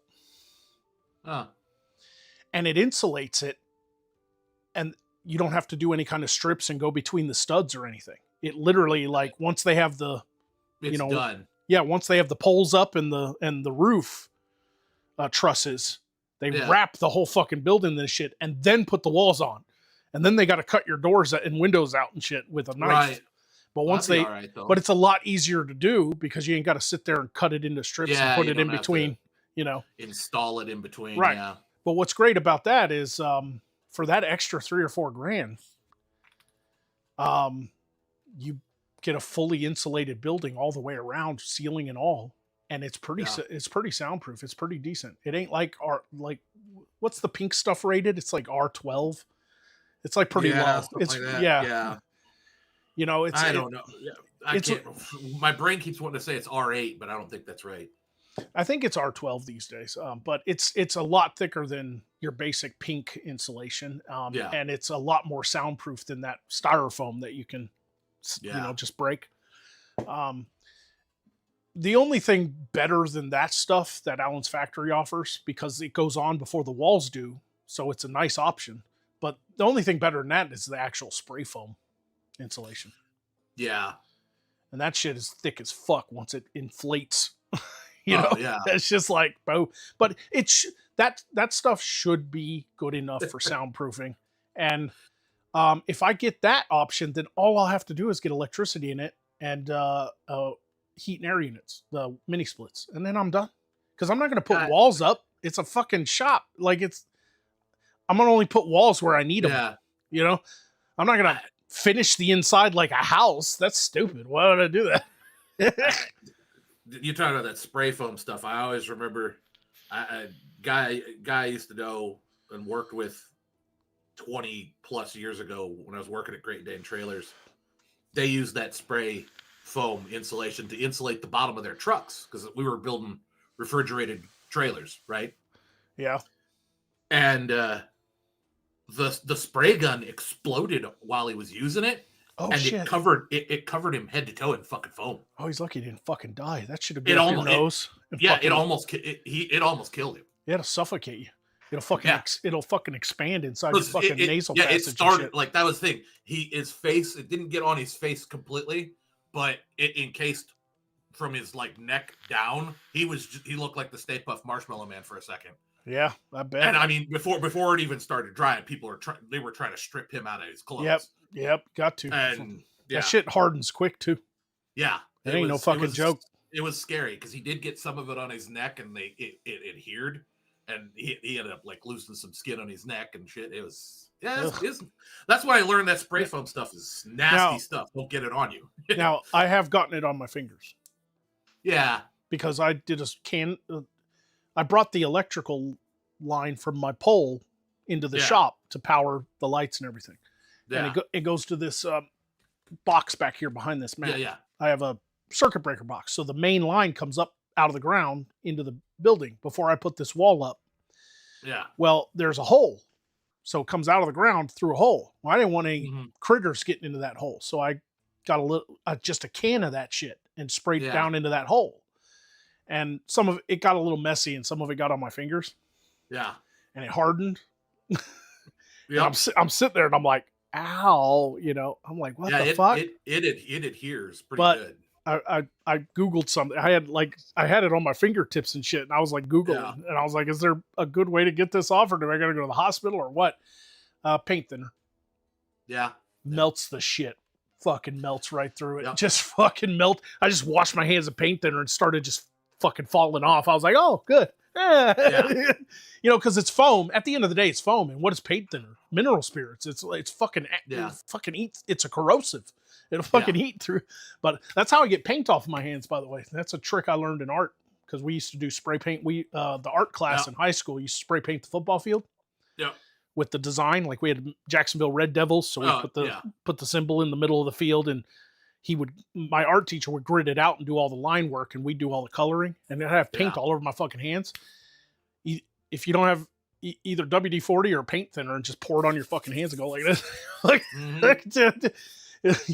it sucks because you're like this the whole day, like yeah. Well, I used to that when I worked at Great Dane, I actually worked in the paint booth, so I'm well aware of paint thinner and all that stuff. So yeah. Yep. High as fuck if you don't well ventilated area. Yeah, using a well ventilated area. Yes. Yeah. Yep. Well, oil paints you have to cut with mineral spirits, which are basically paint thinner. But if you paint in acrylic, it's water based. But if you paint in oil, you got to have ventilation. That's still something to this day that when I worked at Great Dane that I never figured out. Why, like, the paint booth had its own like explosion proof container outside for all their chemicals and thinners and stuff because it was a fire risk, but in there was a like 100-gallon tank of liquid nitrogen. I'm like, why is that in the paint booth? What the hell is that doing here? And no one knew why. It was a mystery even to like everybody that I ever talked to when I was working there. They didn't know why we had liquid nitrogen in the paint booth. I'm like, that is weird. Yeah, that's a misdelivery, and they just never took it out. I don't know. I don't know why you would ever need liquid nitrogen for paint. I don't either. Like, yeah. So it was weird. Yeah, I don't miss that place though. That place was like, terrible. Hey, it was like Dollar Bill popped up in the chat. What's up, Bill? How you doing, man? And Mike's here too. Michael, good to see you, man. Hey. Been a while since I talked to him a couple weeks back, but busy man over there, Michael. Yeah. Yep. Do not vent the area. It will make the workday go by faster.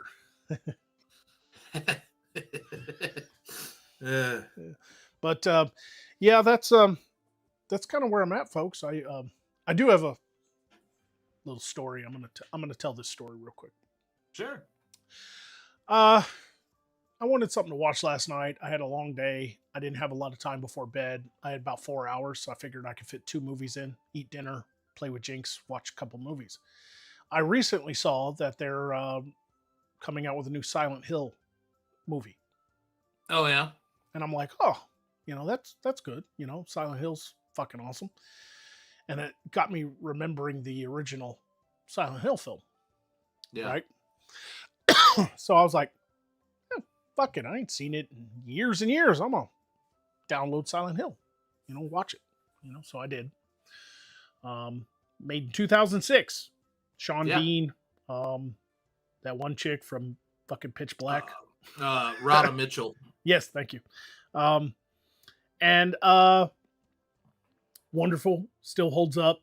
Creature effects are still great. Red Pyramid, awesome.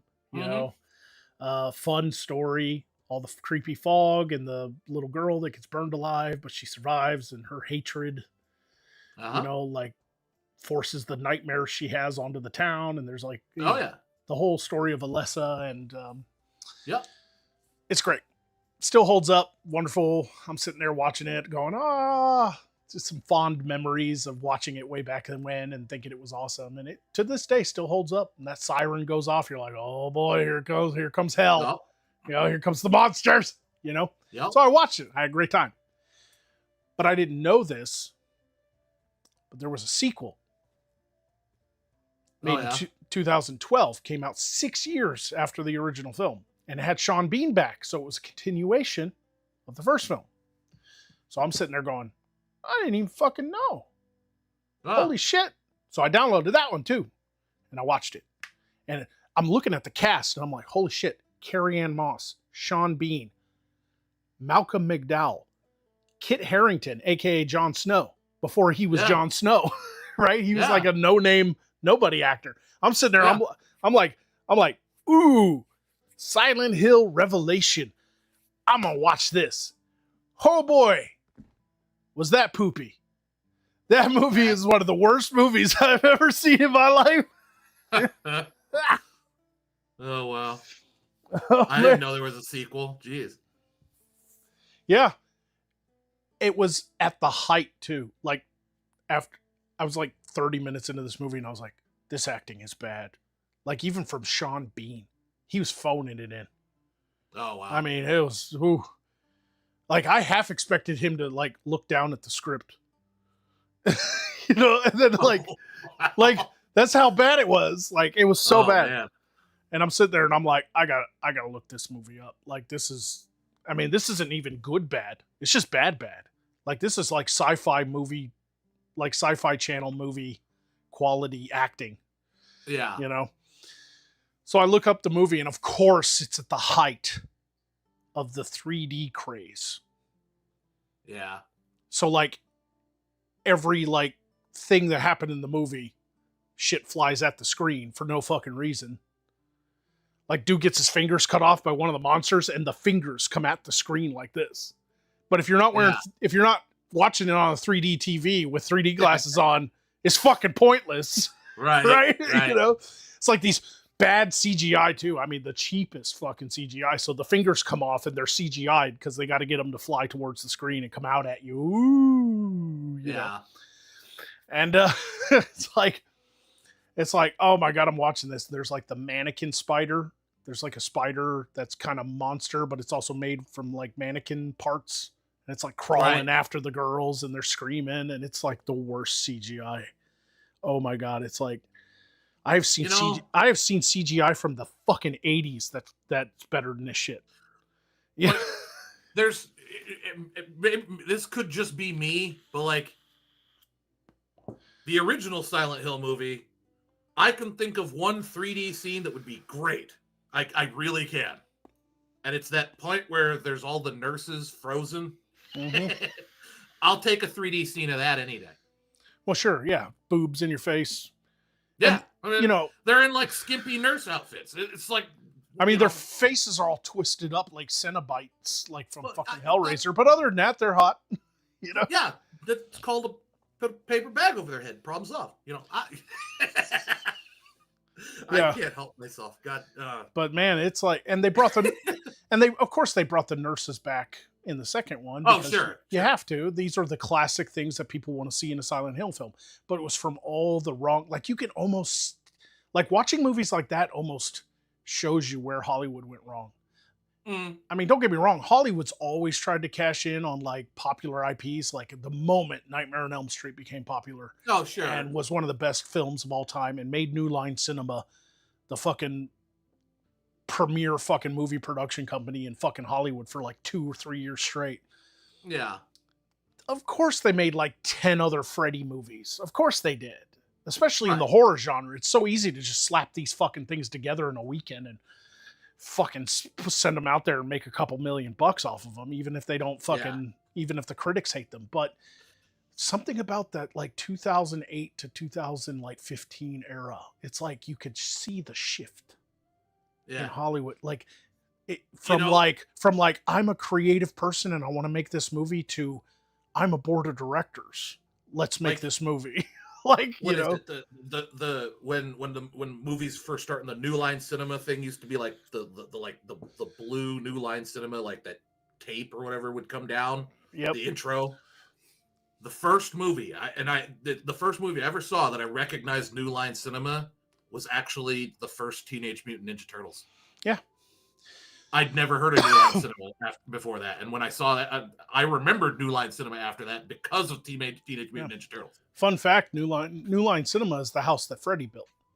I mean, Yeah, they had been around. Yeah, but that was the but Teenage they were Mutant Ninja Turtles was the first thing I ever saw by them. That I knew. They were a very small production company that had almost no IPs to their names, and they basically took like crappy straight to video movies and distributed them to make their money. Yeah. Right? They started very small.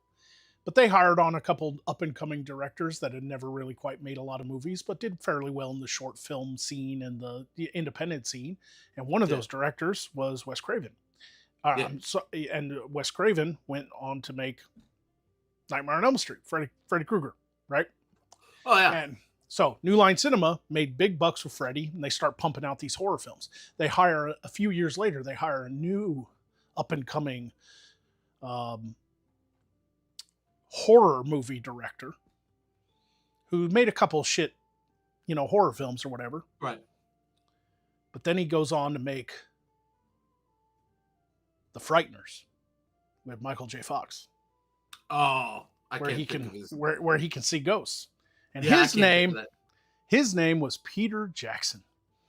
Yeah, that's it. Okay. Yeah. And so I was like, it's right there on the tip of my brain, and I couldn't think of it. Right. So Peter Jackson. Like The Frighteners. I love The Frighteners. That was a great movie. Had John Astin in it. He was the old cowboy ghost with the missing fucking jaw and shit. I like it when they lie still for me.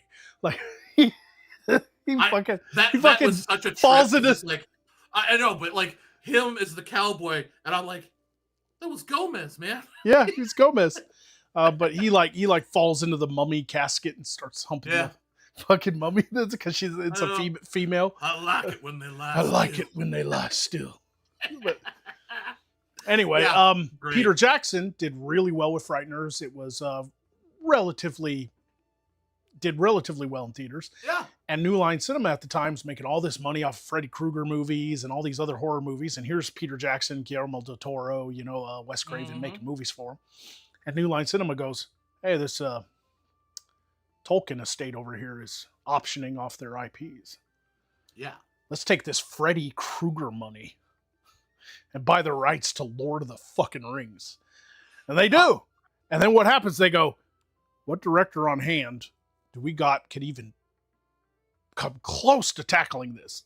And the guy who directed Frighteners is over there like, I'll do it. So the house that Freddy Krueger built went on to make what many considered the apex of high fantasy film. Yeah. Lord of the Rings trilogy. Yeah. I love those little Hollywood facts. Yeah, it's interesting. I don't always know all of them, but yeah. And even with the Freddy Krueger money, they didn't have enough money. Yeah. They didn't have enough money. These were such massive productions. They didn't have enough money. So what did they do? They go, who loves Tolkien? Donate money to help us make these fucking movies. And that's why when you watch Lord of the Rings, have you ever watched the credits? The end credits to Lord of the Rings trilogy? Probably, but I don't remember. You watch all the way to the end, and it gets to a point where it's like, special thank you to everyone who helped us out. And it's like just lists of names. It's 3 columns worth of people who just fucking donated their time and money to help make this fucking movie. Oh, wow. New Line Cinema didn't have enough fucking money. I didn't realize there were so many people who kind of volunteered and just supported it. That's cool. Yeah, it was crazy. Yeah, Why it why was. could why couldn't that have happened with the season with another season of Firefly? Damn it! Well, yeah, at least he was able to make the movie and cap it off. I mean, it's Joss Whedon, and he was coming into his own and made some money, so he was able to raise just enough stink to at least get the movie made, and I know, but Serenity. But I get what you're saying. Everybody loved. I loved I'm a it too. little. I loved it, and it was taken too soon. Yep. Bothered me. Six gave $2 to say I want to see Fortnite movie, but by Uwe Boll. He already did that. He already. Oh wait, not Fortnite. He did Far Cry. That's it. Was it Far Cry? Yeah, he did the Far Cry movie. Uwe Boll. What's Fortnite? Fortnite's that stupid fucking video game all the kids play. Oh wait, yeah, okay, yeah. Sorry, yeah, I remember now. It's like it's like a brightly colored version of PUBG Battlegrounds. Yeah, exactly. Yeah, but it's Took so me a second. It's so weird. I was just talking to my coworkers today about Uwe Boll because movies came up and we were talking, and I brought up like I think one of the girls I worked with was like, "What's the worst movie you ever seen?" And I was like, "It's got to be a Uwe Boll movie, right? It's got to be a he's he's the worst director in the world." That's saying a lot. Uwe Boll, but here's the thing. He's in a category of his own because he purposely makes bad movies. Yeah. He gets all these big name actors. So you think the movie's going to be good, and it sucks. And that's because of the tax write-offs in Germany. The whole fucking he purposely makes them bad so they fail, so he gets massive tax write-offs. And it's great for the actors too. That's why you get fucking the Blood Rain movie with fucking Michelle Rodriguez, Meatloaf, Ben Kingsley, Billy Zane, big fucking names. Oh yeah, and Christina Loken, and you're like watching it going, this is so bad, and then you read into it, and it's like, oh, it's a fucking tax write-off. Like the German government was going to pay for like 90% of this movie if it fails, Yeah. Yeah. I watched. I'm not gonna lie.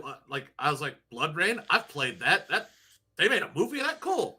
I watched it, and at the end of it, I was just like, what did I just watch? The only thing I truly loved about the Blood Rain movie was seeing Christina Loken's tits. Yeah, that's the only memorable thing out of the whole movie. That Meatloaf with fucking vampire fangs with like prostitutes next to him, the topless vampire ladies. He didn't even want to get up to act. He was literally like in bed the whole time. Like, it is dumb. It's like, okay, I can think back to like the 90s and like crappy movies like that are supposed to be like they're campy, they're meant to be bad. Like Tales from the Crypt, Bordello of Blood. Yeah. That was better than Blood Rain. Demon Knight was better than Bordello of Blood, though. Yeah, but like the Tales from the Crypt movies weren't serious. It wasn't a serious movie. They were campy for a reason. There's a difference between the campy, cheesy schlock movies from the 80s. Now, some of them are genuinely bad. But the reason it feels different is because in the 80s, they were really only campy because they had no budget. But there's still some heart. There's still some passion there. That's the thing. You can see that there's a difference there in it. Then you watch Uwe Boll's movies and you're like, why is there like no soul? Like no one is even trying. What is this? Yeah, there's they're phoning. That's why the Silent Hill sequel, I was like, is this? I had to go look at the director's name because I was like, is this Uwe Boll? Because they are phoning it in. Was this a tax write-off for all the actors? Like, I was like, I don't know.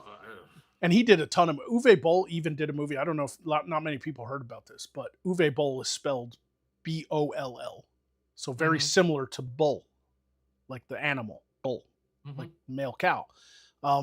He did a movie called Raging Bull. No God. Which was about himself, and I don't even want to know. I don't know if I want to know, man. It's a semi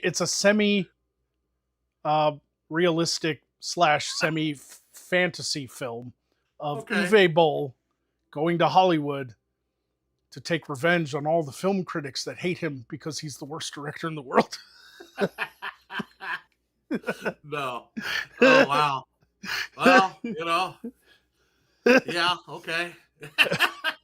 Okay, It was the like a premise is funny. I don't little. know, I mean, I'll give it to Uwe Boll. At least he knows how to make fun of himself. Right, It's right, like, yeah, But it was no. My name is Bruce. Okay.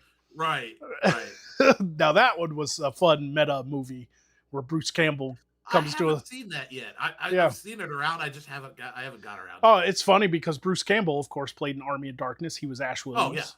oh yeah. I know who And Bruce Campbell yeah, is. so in My Name is Bruce, he's Bruce Campbell, the actor, and Yeah, he finds himself in a small town that becomes overrun with like zombies and evil shit, and they all think that he's there to save them because he played Ash in the movies, but he's right. not. He's Bruce Campbell. He's like, I'm not Ash, I'm Bruce. Like my name is like, it's like a meta movie. It's kind of like that one Nicolas Cage recently did with Pedro Pascal. Oh The uncomfortable burden. What was it? The uncomfortable, or the oh man, what is the name of that movie? Where it's the burden the of unbearable talent. Yeah, the unbearable burden of talent or whatever it was called. Yeah, but I can't think of it. it's Nicolas Cage. That. Yeah, it's Nicolas Cage playing Nicolas Cage who gets caught up in and it's like, and Pedro Pascal. It was fun. The unbearable weight of what's it called? The unbearable weight of unbelievable talent or something like that. Yeah. Yeah, I can't think of the name of it. Yeah, I'm not going to Google it either. I'm just No, going to waste time. But yeah, that was one of those like meta movies where the actor in question plays himself, but everybody else is fictional, right? Like everybody else is fictional, and it's kind of like that, But I loved My Name was Bruce because it was just kind of it was Bruce Campbell taking a stab at himself, kind of like how. John McTiernan took a stab at himself doing Last Action Hero, but ended up making one of the best fucking movies ever. That was a great time. Everybody's like, oh, John McTiernan just came out with a movie to make fun of his own genre of films. Let's go watch it. And then you're like, it's pretty fucking good. It's pretty. Oh, I can't think of the director. Did the Transformer movies. Oh, Michael Bay. Why doesn't he do something like that? Because he's too egotistical. He should. Yeah, he should, but he's a little too. Like he should totally make a movie like that and just name it Explosions on purpose. Yeah. Yeah, it's like Michael Bay. Michael Bay gets up one morning and just has the worst day of his life, and it's because just everything keeps exploding. Yeah, it'd be great. That's like, I can think of situations like that with other directors too, like J.J. Abrams, and just for some reason, everywhere he goes, he keeps getting hit by lens flare. Yeah, I don't know. J.J. Abrams in the movie Lens Flare. Yeah. He's wearing sunglasses and he's got like sunburn because of all the lens flares. And he walks into the production meeting like, okay, let's talk about my newest movie. And they're like, are you okay, JJ? Like, what's going on? He's like, oh, it's nothing. I was in the tanning bed and it went wrong. Like, it's like, just ignore. Yeah, he's fucking great. And then the executive producer at Paramount is like, okay, let's get the day started. And he moves his water bottle over and the sunlight hits it. And it hits him and he's like, oh! Yeah, that would be fucking hilarious. I would love shit like that. I wish Hollywood had the guts to do goofy shit like that, but they don't. Yeah, I told you about my brilliant movie. I've talked about it before on streams, but I don't know if you were a part of them. But did I ever tell you about my brilliant movie idea? No. Okay. Maybe I'm sure you did. I just don't remember. The Nicolas Cage movie that I came up with. Okay. Doesn't ring any bells? Okay. Hear me out. Let me set the scene. Okay. All right. Backstory. Real life. Nicolas Cage had his house broken into and the thief stole his Action Comics #1. It was an infamous story. Okay. They broke into his house, they broke into his safe, and they stole his Action Comics #1. He loved Superman. He named his son Kal-El, for fuck's sake. He's, Oh, I didn't know that. Okay. Yeah. I mean, he loves Superman. There's that test footage from back in the day. Yeah, I've seen the test with the long hair, and he's wearing this. Uh-huh. But anyway. So true story. These thieves broke into his house and stole his Action Comics #1 and then disappeared. And the police never found anything. And eventually the investigation went cold and they couldn't find out who did it. And Nicolas Cage cashed in with the insurance company and got the money back. So he no longer owned the book because he got the insurance money. Right. Many years later, some guy down in like Malibu, fucking Storage Wars did a bidding and bought a storage unit for $700 that hadn't been paid on. And inside this $700 storage unit was the Nicolas Cage Action Comics #1. Oh, wow. So Nicolas Cage wants his comic book back and calls the guy and makes him an offer. I'll give you $500,000 for it, whatever. But the guy turned him down, took it to auction, got $2 million for it. Somebody outbid Nicolas Cage and ended up with it. Oh, wow. Okay. So that's the true story. Give me 1 second. Coyotes are howling and Jinx is outside. I'm going to let him in. Oh, yeah. Go ahead. Go get him. I can hear the coyotes. Jinx needs to come in. Sorry, folks. Hold that thought. Jinx!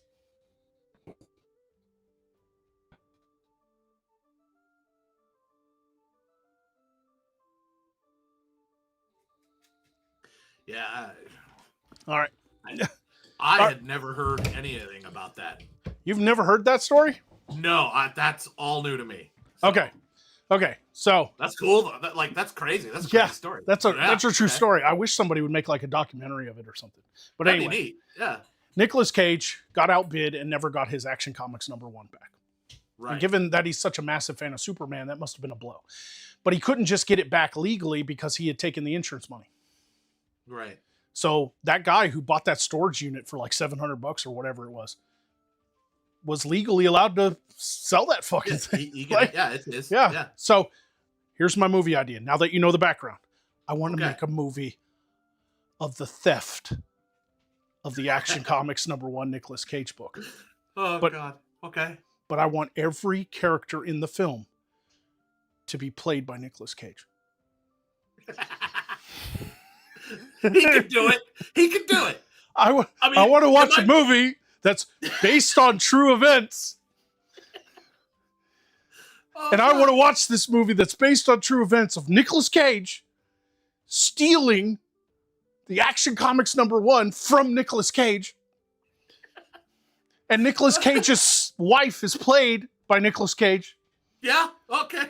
And all the thieves are played by Nicolas Cage. And his son, who at the time of the theft was like 9, his son could have like a CGI superimposed Nicolas Cage face, like on a little kid body. On a little kid, yeah. I want to see the fucking police detective, like, let's ask you some questions. And then Nicolas Cage sitting across the table, like answering questions about this Action Comics #1 theft. That'd be great. I want to see that movie, goddamn. I would love to watch that. That would be great. And then, it really would. Since we don't know what happened to the real thief, we could just make something up like he ended up in prison for a different crime and he never told anybody where the storage unit was. And after a while, it didn't get paid. So, but I'd love to see like the guy bidding on the storage unit and there's all these other people bidding on the storage unit, but they're all Nicolas Cage. They're all, I want to see the dude in prison and he's like getting beat up by like black dudes, but the black dudes have Nicolas Cage's face. Like, yeah, that'd be good. Oh, that'd be funny. I would laugh. It would be great. That would be a really, really fun movie to watch. That's my magnum opus one day. If I could write that script and send it to Hollywood and be like, and just put a post-it. Keep in mind, this script calls for all parts to be played by Nicolas Cage. And then as they read it, they're like, I can see it. And it's like the light from Pulp Fiction. Yeah. Do you ever? It's actually kind of. It's not really a funny movie, but did you ever see that movie Adaptation that he did, where he's like playing? It's him and his twin. Yeah. And they're like screenwriters. That was a weird movie, but like yep. That was weird. But like after watching that, I was like, is there anything that he can't do? Well, it's not that he can't do. It's that he doesn't turn anything down. Well, yeah, but I don't know. He's great. Yeah, I got the idea, believe it or not, from Being John Malkovich. Remember that weird ass fucking movie where I have never watched that. you crawl through a tiny little door on the 13th. It's a floor in between 13 and 14 of the skyscraper, and you fall into a pit of darkness, and you become John Malkovich for a little while, and then you get ejected out of his mind onto the New Jersey Turnpike. And in it, John Malkovich he thinks he's going crazy because all these different people keep going into his mind and taking control of him and become him for a few hours. And eventually he finds out the secret and he crawls into the hole. And when he falls into his own mind, it's like a ballroom and there's like a dance party and everybody in there is John Malkovich. It's like even women in dresses has got John Malkovich's face, and they only say Malkovich. They don't say anything else. They're like Malkovich, Malkovich, Malkovich, Malkovich, Malkovich, Malkovich, Malkovich, Malkovich. Like it's such a fucking bizarre movie. That is a bizarre fucking movie if you've never seen it. I've never watched it. I not honestly, the reason I never watched it is because I've never really been a big fan of Malkovich. He can act. He's got talent. It's just something about him. There's a couple movies that just stand out. I mean, I get it. Everybody likes who they like, and there's quite a few actors out there that I love, but there's also quite a few that I just can't stand the look of them, and I hate their fucking movies because of it. And I get that. But there are some standout performances of Malkovich's that put him up there at the top, you know. Right. But that's oh, he can act. Yeah, he can act. He's totally capable, and he can do good parts in movies. There's movies I like that he's in. I just don't like him for some reason. Like if he's like the main thing, it's like, nah, I'm out. He just rubs you the wrong way. Yeah, it's the same with me and fuck, what's his name? Oh fuck, what's he in? A lot of the like movies with James Franco, like Pineapple Express. Eastbound and Down. No. Yes, him Danny too. McBride. Danny McBride. His face he reminds me of like a bully from when I was like a kid. Like I just can't fucking stand him. I know he's funny. I know he can act. I know he's a great comedian, but I'm sitting there and I just see his face and I'm like, I just want to fucking punch this guy's lights out, man. It's fucking... Yeah, no, I get what you're saying. Yeah. Yeah, and same with Seth Rogen. That dude's just fucking annoys the shit out of me. I hate Seth Rogen. Yeah, I think the movie I like with Danny McBride the most is probably Tropic Thunder. And that's because he's not in it that much. Yeah, he's only got a few parts in it. Honestly, when it comes to Danny McBride, if there's any movie I could even somewhat stand him in was the Your Highness, where it was like set medieval times, and he's like the younger prince, and he's a fucking complete moron. I've seen it. That was too much Danny McBride for me. Yeah, it was. Sorry. It was. I sat through it because my friend loved Danny McBride because Eastbound and Down, and he just really fucking wanted to watch it, and I sat there the whole fucking movie just like I laughed. Natalie Portman pops up in the little chainmail bikini. Oh, yeah, I'm like, sure, okay, you know, there's a few enjoyable parts, but I'm sitting there like, this fucking movie would have been 100 times better if it wasn't Danny McBride. Right. Yep. No, I get where you're coming from there. Especially with the lack of high fantasy comedy out there. That is a genre that is widely untapped for the most part. Mm-hmm. You've got a couple greats. I can count them on like one hand. You got like Monty Python and the Holy Grail, you know, shit like that, you know. But there isn't that much like high fantasy comedy. Now there is high fantasy with comedy elements, like the most recent Dungeons and Dragons movie had a lot of funny bits in it, but it was for the most part a Dungeons and Dragons story. Yeah, that was good. You know, and it had adventure, it had all the other stuff. It wasn't strictly a comedy. There are very few high fantasy comedies because for the most part it's kind of hard to do. Yeah, it is. Yeah. And I think the reason it's kind of hard to do is because high fantasy, when people watch high fantasy, they expect it to be insular. It's a world of its own. But to make it funny, you have to make references to modern day shit. You get what I'm saying? Consider Robin Hood Men in Tights high fantasy? Kind of. It's medieval, but it's not high fantasy. It's medieval. It's I was like, it was funny though. But it was funny, but that one doesn't really make the list because it's not high fantasy. It's based on Robin of Locksley. You know, well, of course, yeah. You know, he so totally was ripping off the Robin Hood with Robin Hood and Kevin Costner movie, which you know, anybody alive during that time knows what pain we all went through with what's his name, Bryan Adams, that fucking singer. That fucking song for that movie got played for like a year straight every fucking 5 minutes. I'm sorry. That goddamn song. You're referencing something that I've purposely blocked out of my I head. know. Let's move on. Yeah, it's like I don't know what you're talking about. There's no Brian Adams doesn't exist. What madness are you speaking of? No, I did enjoy. Like it was the same with. I'm not like Kevin Costner as an Englishman. It doesn't work. No, it didn't. But Alan Rickman was great as the sheriff. Oh, of course.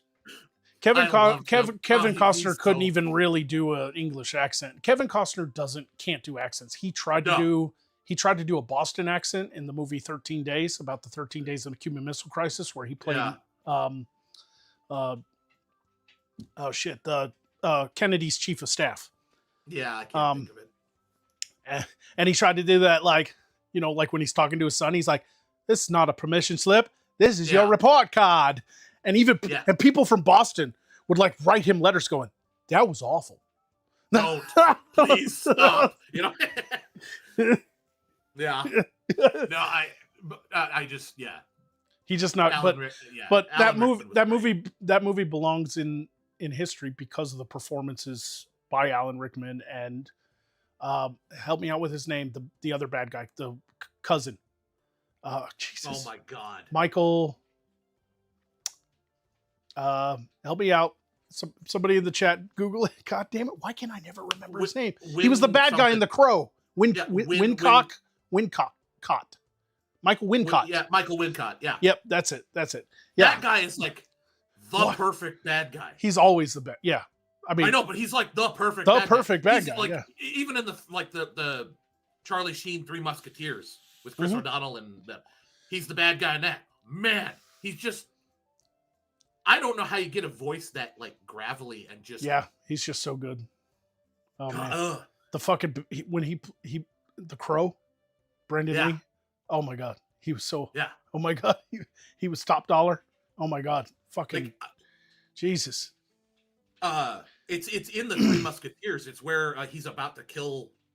I think he's about to kill Chris O'Donnell's character, D'Artagnan. Yeah. D'Artagnan. And D'Artagnan gets the sword and stabs him, and you are no musketeer, and then he stabs him, and then as he sits down, he just goes, "I might have been mistaken," but it doesn't even sound like a human voice. It's like, did he just become a demon? Yeah. And he's like drooling a little bit because he's such a good. He's such a good. Says, I might have been mistaken, but it's like that's not a human voice. Have been mistaken. Yeah, it freaked me out when I saw it. I'm like, what the fuck was that? Yeah. But because of it, he's memorable. Yeah. You never forget that guy, Why a spoon, cousin? Why not an axe or a sword? Because it's dull, you twit. It'll hurt more.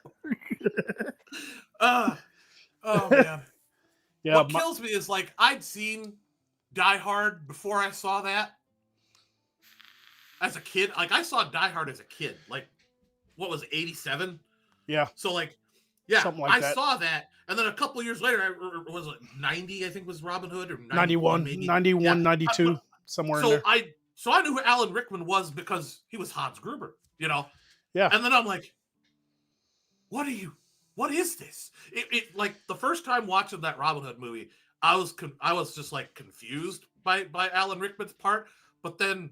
As it got further on, I'm like, wow, this guy's like, even as a kid, I'm like, this guy's awesome. That's a guy, whoever created that movie, I can't remember the director's name, but whoever created it was a guy who loved the legend, the history of England, the legend of Robin of Locksley, the idea of fighting against a tyrannical king.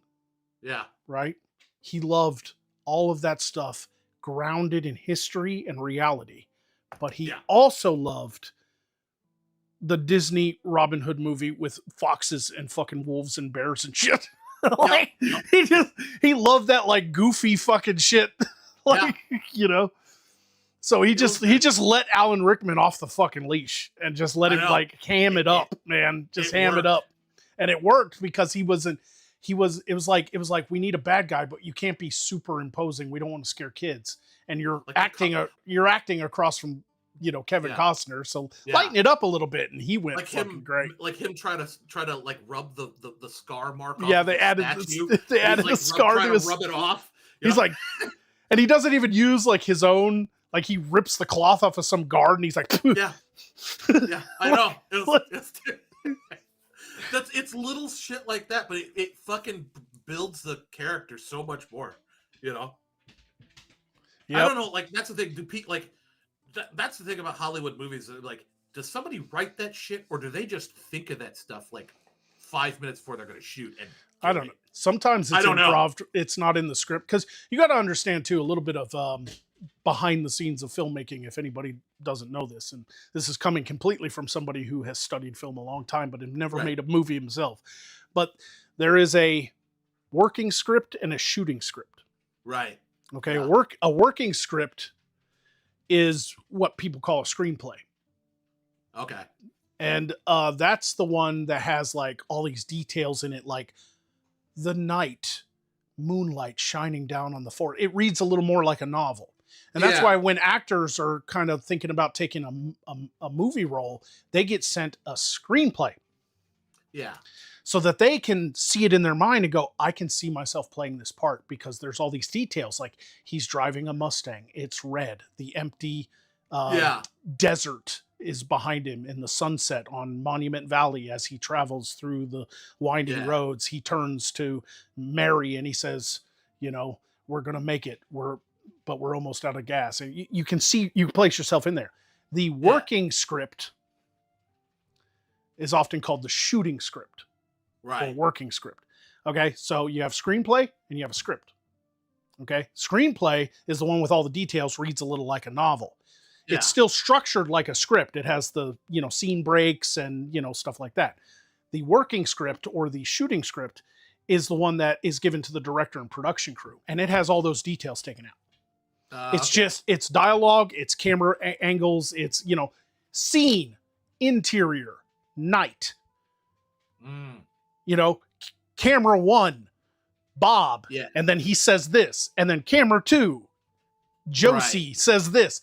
That's the shooting script. All the details are taken out because it's up to the director to make those details from the screenplay and bring them to life how he sees them. So the shooting script has none of those details. And oftentimes when actors are like, in the moment, even though the director's like, this scene's at night and it's in the desert and it's camera 1's over here and camera 2's over here and you'll get actors going, I'm going to try this. Because on the page, it just says, Bob grabs a gun. Yeah. That's all it says. It's up to the director and the actors to go, I want you to grab the gun, but I want you to be like shaking. You're scared. This scene is scared. Like, and that's when you sometimes get these actors who work within the realm of the script, but then they kind of like feel the character in themselves, and they do something that the director wasn't expecting, and the director goes, keep that gate, close gate, cut, close gate. Let's keep that one, And that's how you oftentimes in good movies get these really awesome performances that you're not really expecting, but they work better than what it, because on the page it just says Bob grabs the gun. That's all it says. That's all, that's it. That's all it says, So just a little, for anybody interested in filmmaking, that's how movies are made. It's up to the director to bring that to life. I could never direct a movie. I don't have that, like, there's, it's up to the director to like bring the screenplay out or like to fill those details in. I'm too much of a like, what does everybody else think kind of a person. I get you. Well, directors are kind of like that though. Well, yeah, but I'm far too like entertaining when it comes to like, it's a collaborative effort. And I'm like, well, yeah, but like, what do you people think? Not, I think we should do this, Even though I'm supposed to be the director, so to speak, I don't see that I have any more weight over it than anyone else. Yeah, the director's supposed to have the final say, but a good director will still like turn to his director of photography or his assistant director and be like, I don't know, it feels off. Like, what do you guys think? And then they go, well, maybe it's the lighting, maybe it's not moody enough, that kind of thing. It is a little bit of a collab. Only tyrant. Well, yeah. If you're a director, but you're a tyrant, nobody wants to work with you. Well, yeah, but you also have to be willing to put your foot down and say, this is the way it's going to be, because it's your vision at the end of the day. And you don't want a bunch of fucking producers and shit that are just money men trying to come in and make their mark on your movie. Like, like I'm here to help you produce this thing. You just let me know what you need. And I need you to get the fuck off my set. Like, you're just a money man. Like, what are you fucking, but that's Hollywood in a nutshell. It grew too corrupt. Maybe corrupt's the wrong word, but it became too bloated with people who want to have a piece of this film so that they can claim it's theirs. Right. And that's what fucking sucks about the Hollywood system of doing things. That's why I much prefer the independent system. Independent films and stuff like that, even though they might not be as good or might not have the great CGI or stuff yet, it's still one of those things that at the end of the day is more in control of the creators and not some fucking money men or whatever. Because you're making something you're passionate about, Right. And that's the thing. Like, I guess maybe that's what it is. Like, when it comes to like creative stuff, I'm passionate about creative things. Like, especially when I'm working with people, I like to give my idea about it, or at least pitch my ideas. But I'm not trying to make my own mark. I'm just trying to help it be what it can be. You'd probably be better in more of a assistant director role. Probably. Or maybe if you're given a single task and you know what that task is, so you can carry it out, like a director of photography. Like you're the boss of the cameraman. That's what you are. You're director of photography, and you know how to capture the shot better than even the director does, because you know the technicalities behind it, and that's where your brain goes. Yeah. In a role like that, you don't have to ask anybody what they think. Yeah. You got cameramen, and you go, this is an action scene. We got to film it like this, and we got to do this. And you have that fucking telescope thing they pull up, and they're like, that's a good fucking lighting right there. Like, they don't even know what they're looking at through that fucking telescope. I don't even know what that is. I love movies, and I love making movies, and I love I've studied making movies for years, and I still don't know what the fuck that thing is the director of photography fucking uses. Nobody fucking does. I think it's to measure depth of field or distance or something, so that the camera's in the right place. But sometimes I think they just pull it out so they look like they're fucking doing something.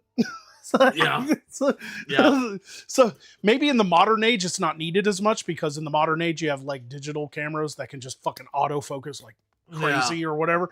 Maybe back in the day when you had like a camera the size of a small house, a fucking Volkswagen Beetle on this guy's shoulder, that you got to get one of them fucking things and be like, okay, let's do a little,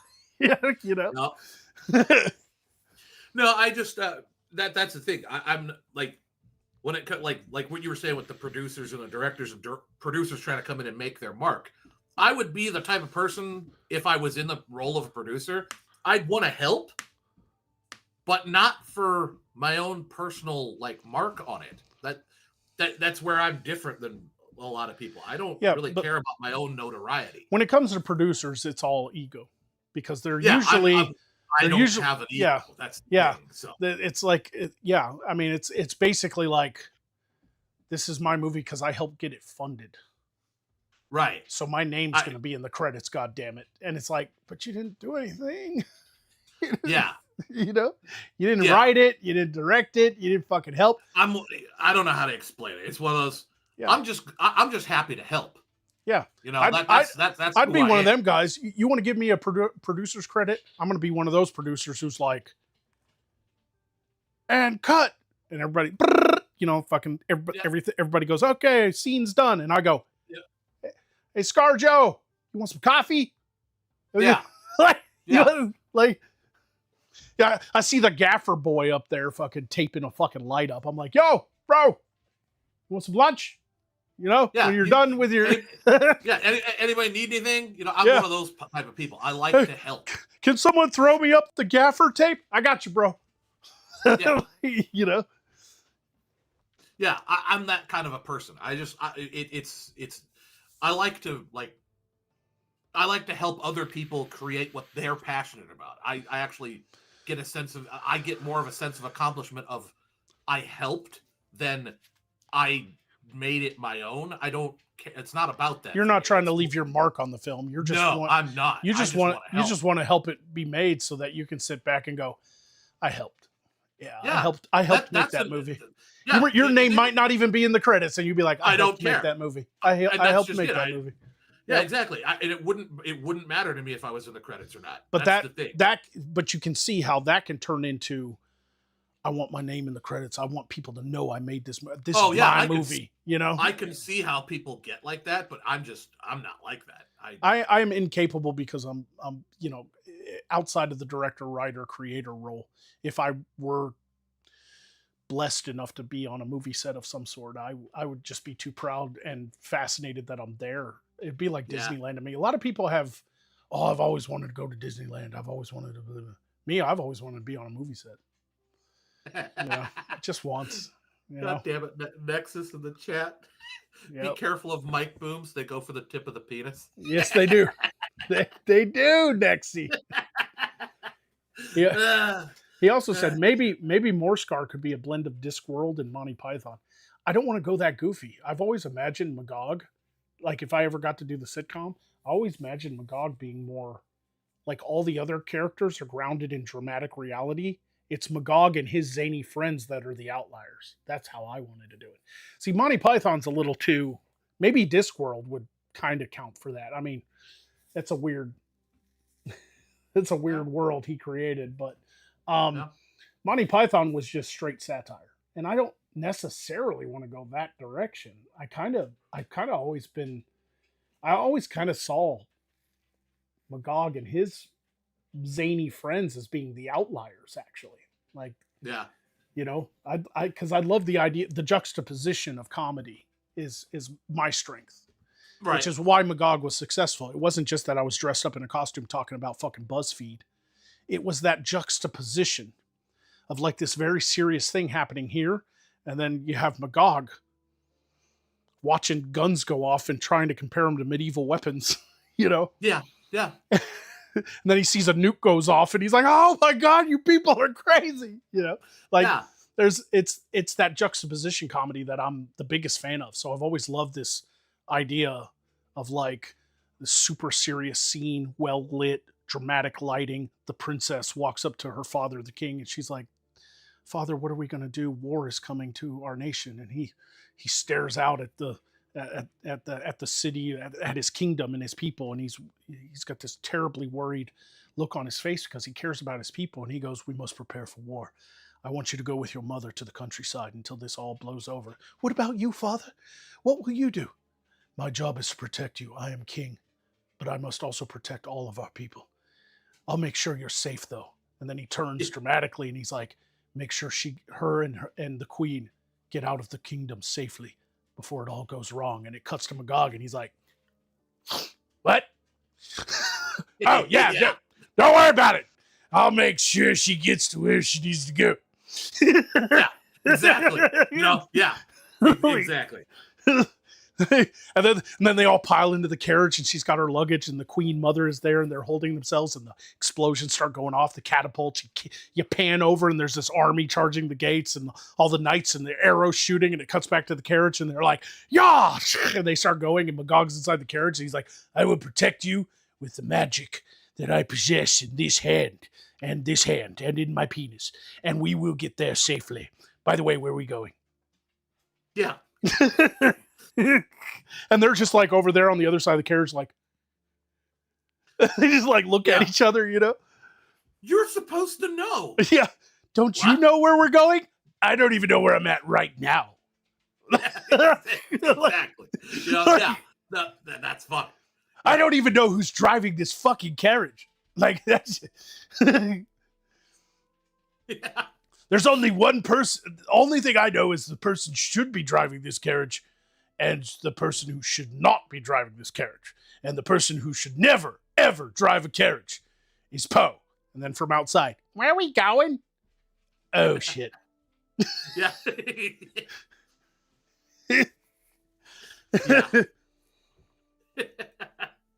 Yeah, that's perfect.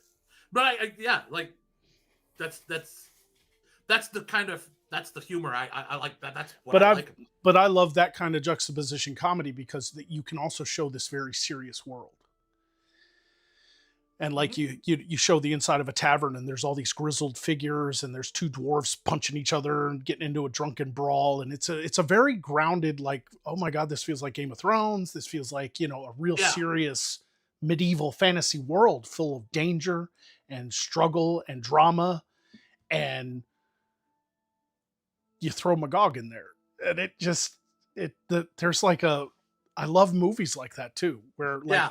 the everybody else is the straight man, because sometimes in comedy it's like you got to have the straight man and everybody And else is goofy. it's almost as if It's you're flipped of that. the entire world is the straight man and you're Yes, not. exactly. You are literally a walking punchline. Hmm. You know, yeah.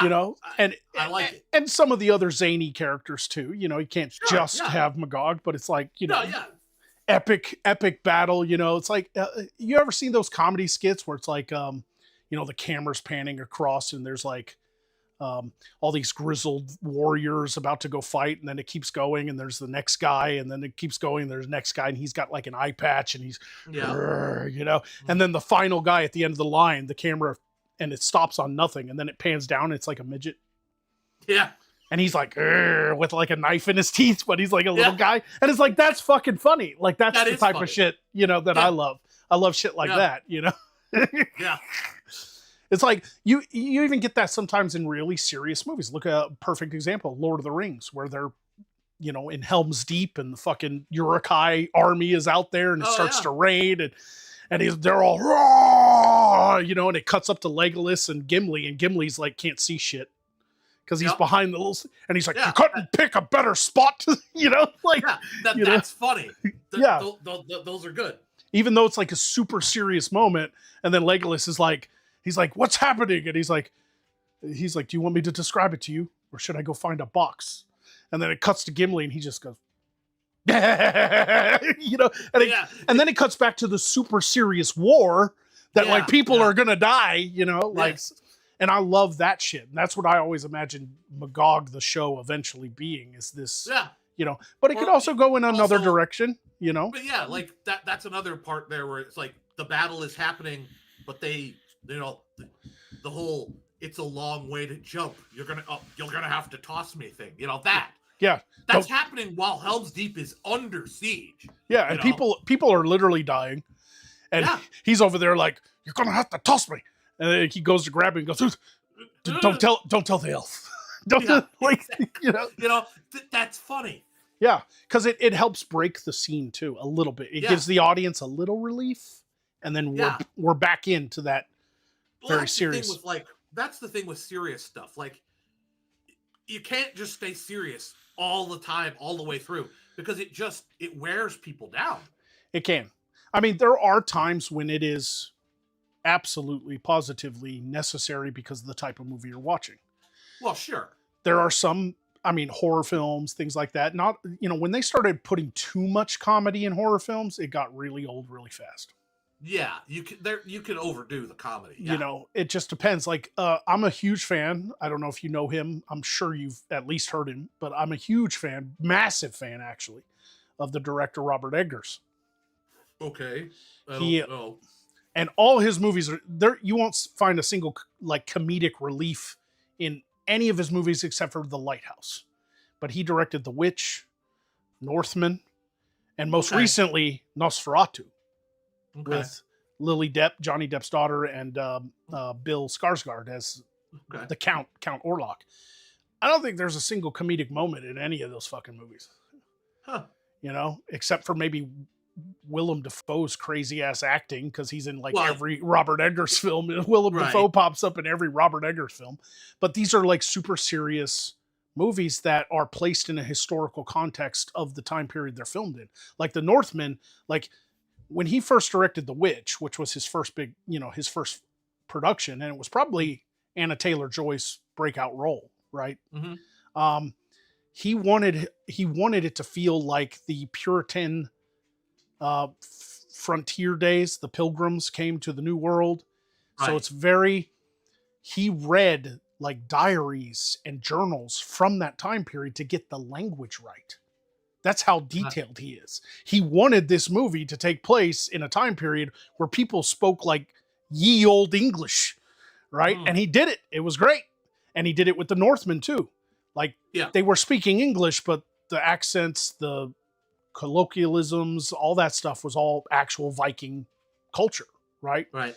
And that's what he does. And so, yeah, you're not going to find many comedic moments, but that doesn't mean the movie's bad. If it does have a few comedic moments, prime example, Sleepy Hollow with Johnny Depp. There's some comedic moments in it. There's some pretty fun, but for the most part, it's a horror film. You know, it's Tim Burton though. So Tim Burton has a tendency to go a little goofy now and again. Yeah. Yeah. You know, but it doesn't have to be everywhere, but with Magog, that's what I wanted. I mean, don't get me wrong, it might go a slightly different direction because it's a sitcom format instead of a movie format. Like, I don't know if I can do those super serious scenes in a sitcom setting. Like, if I build that shop I was talking about and build a set and everything and get actors, it's probably going to be more of a traditional sitcom. Right. You know, or Magog and, you know, the word sitcom comes from it's shortened version of situational comedy. Yes.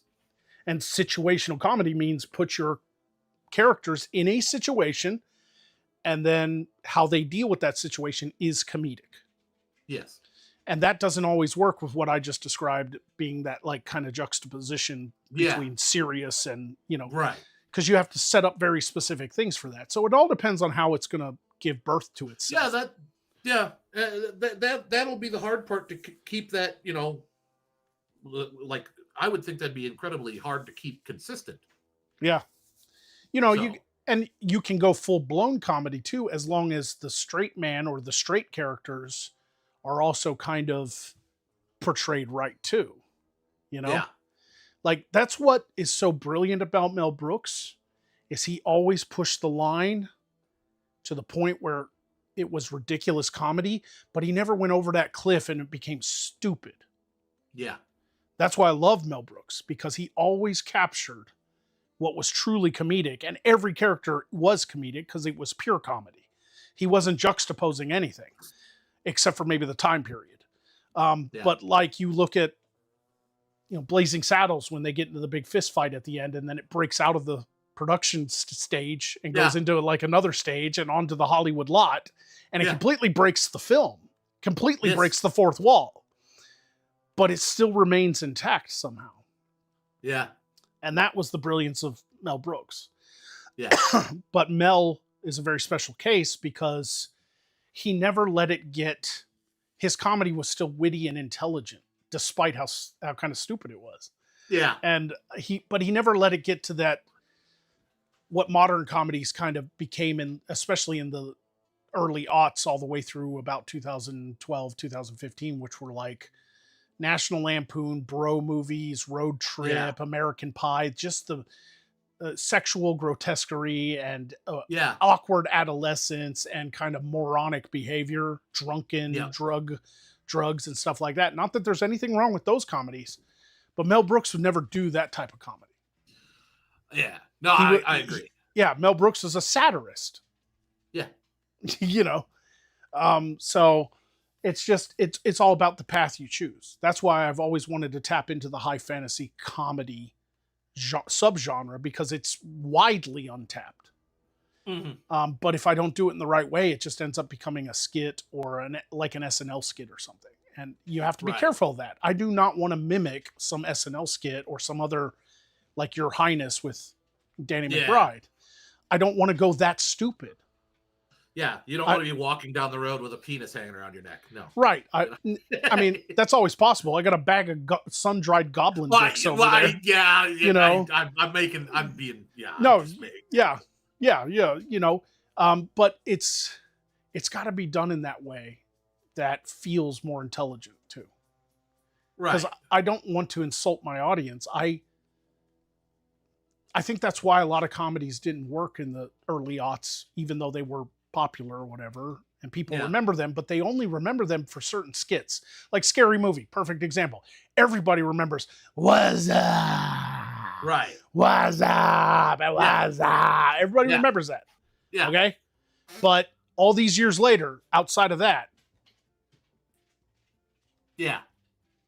what's the iconic thing? You know, maybe possibly the Dewey character Yeah, kind of maybe. I don't walking know. upright at the end, like the end of Usual Suspects when Yeah. Kevin Spacey fucking stops limping and lights a cigarette, and it's like maybe because, but it's only remembered because it parodied such an iconic twist ending. Yeah.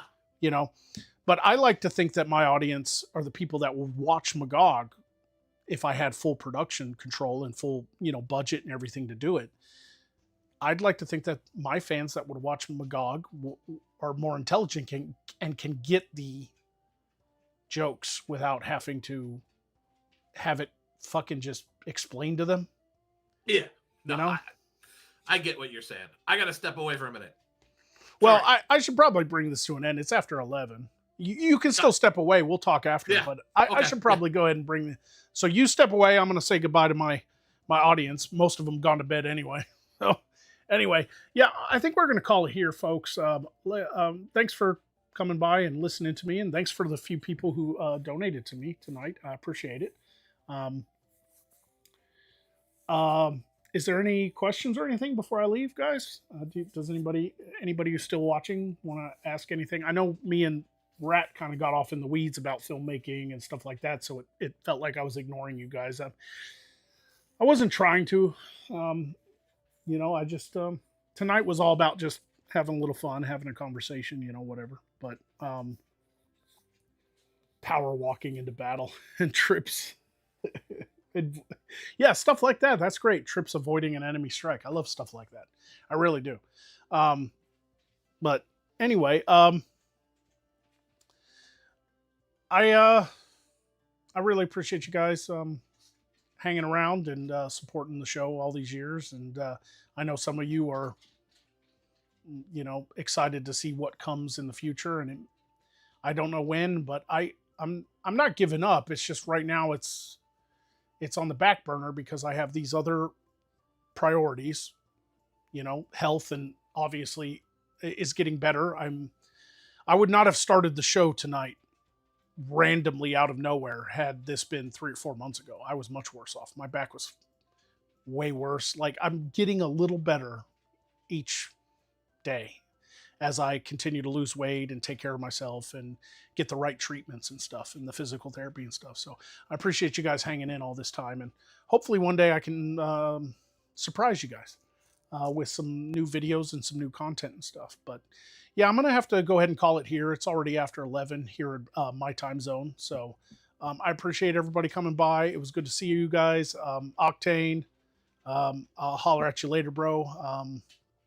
I would have thrown you the link too, but you mentioned you were driving and, you know, sound, you know, stuff. You get what I'm saying. I don't take offense, but I hope everybody has a good evening. It was good to see you again, Bill. I see you in there. And I'm glad you could come by. I'm glad you're doing well. I saw your message, but we were kind of in the middle of talking. So, but all of you guys are great. Garrick, man, good to see you too, Garrick. I ain't seen him in a minute. You don't have to say much, brother. But anyway, everybody have a great night. Thanks for coming by. I'm glad we got to talk and hang out, and I'm glad I got to put my thoughts out on the internet tonight. So maybe I'll do this a little more often. Every now and again, just hop on a Friday night and chill, you know, with you guys. So anyway, we'll see you guys.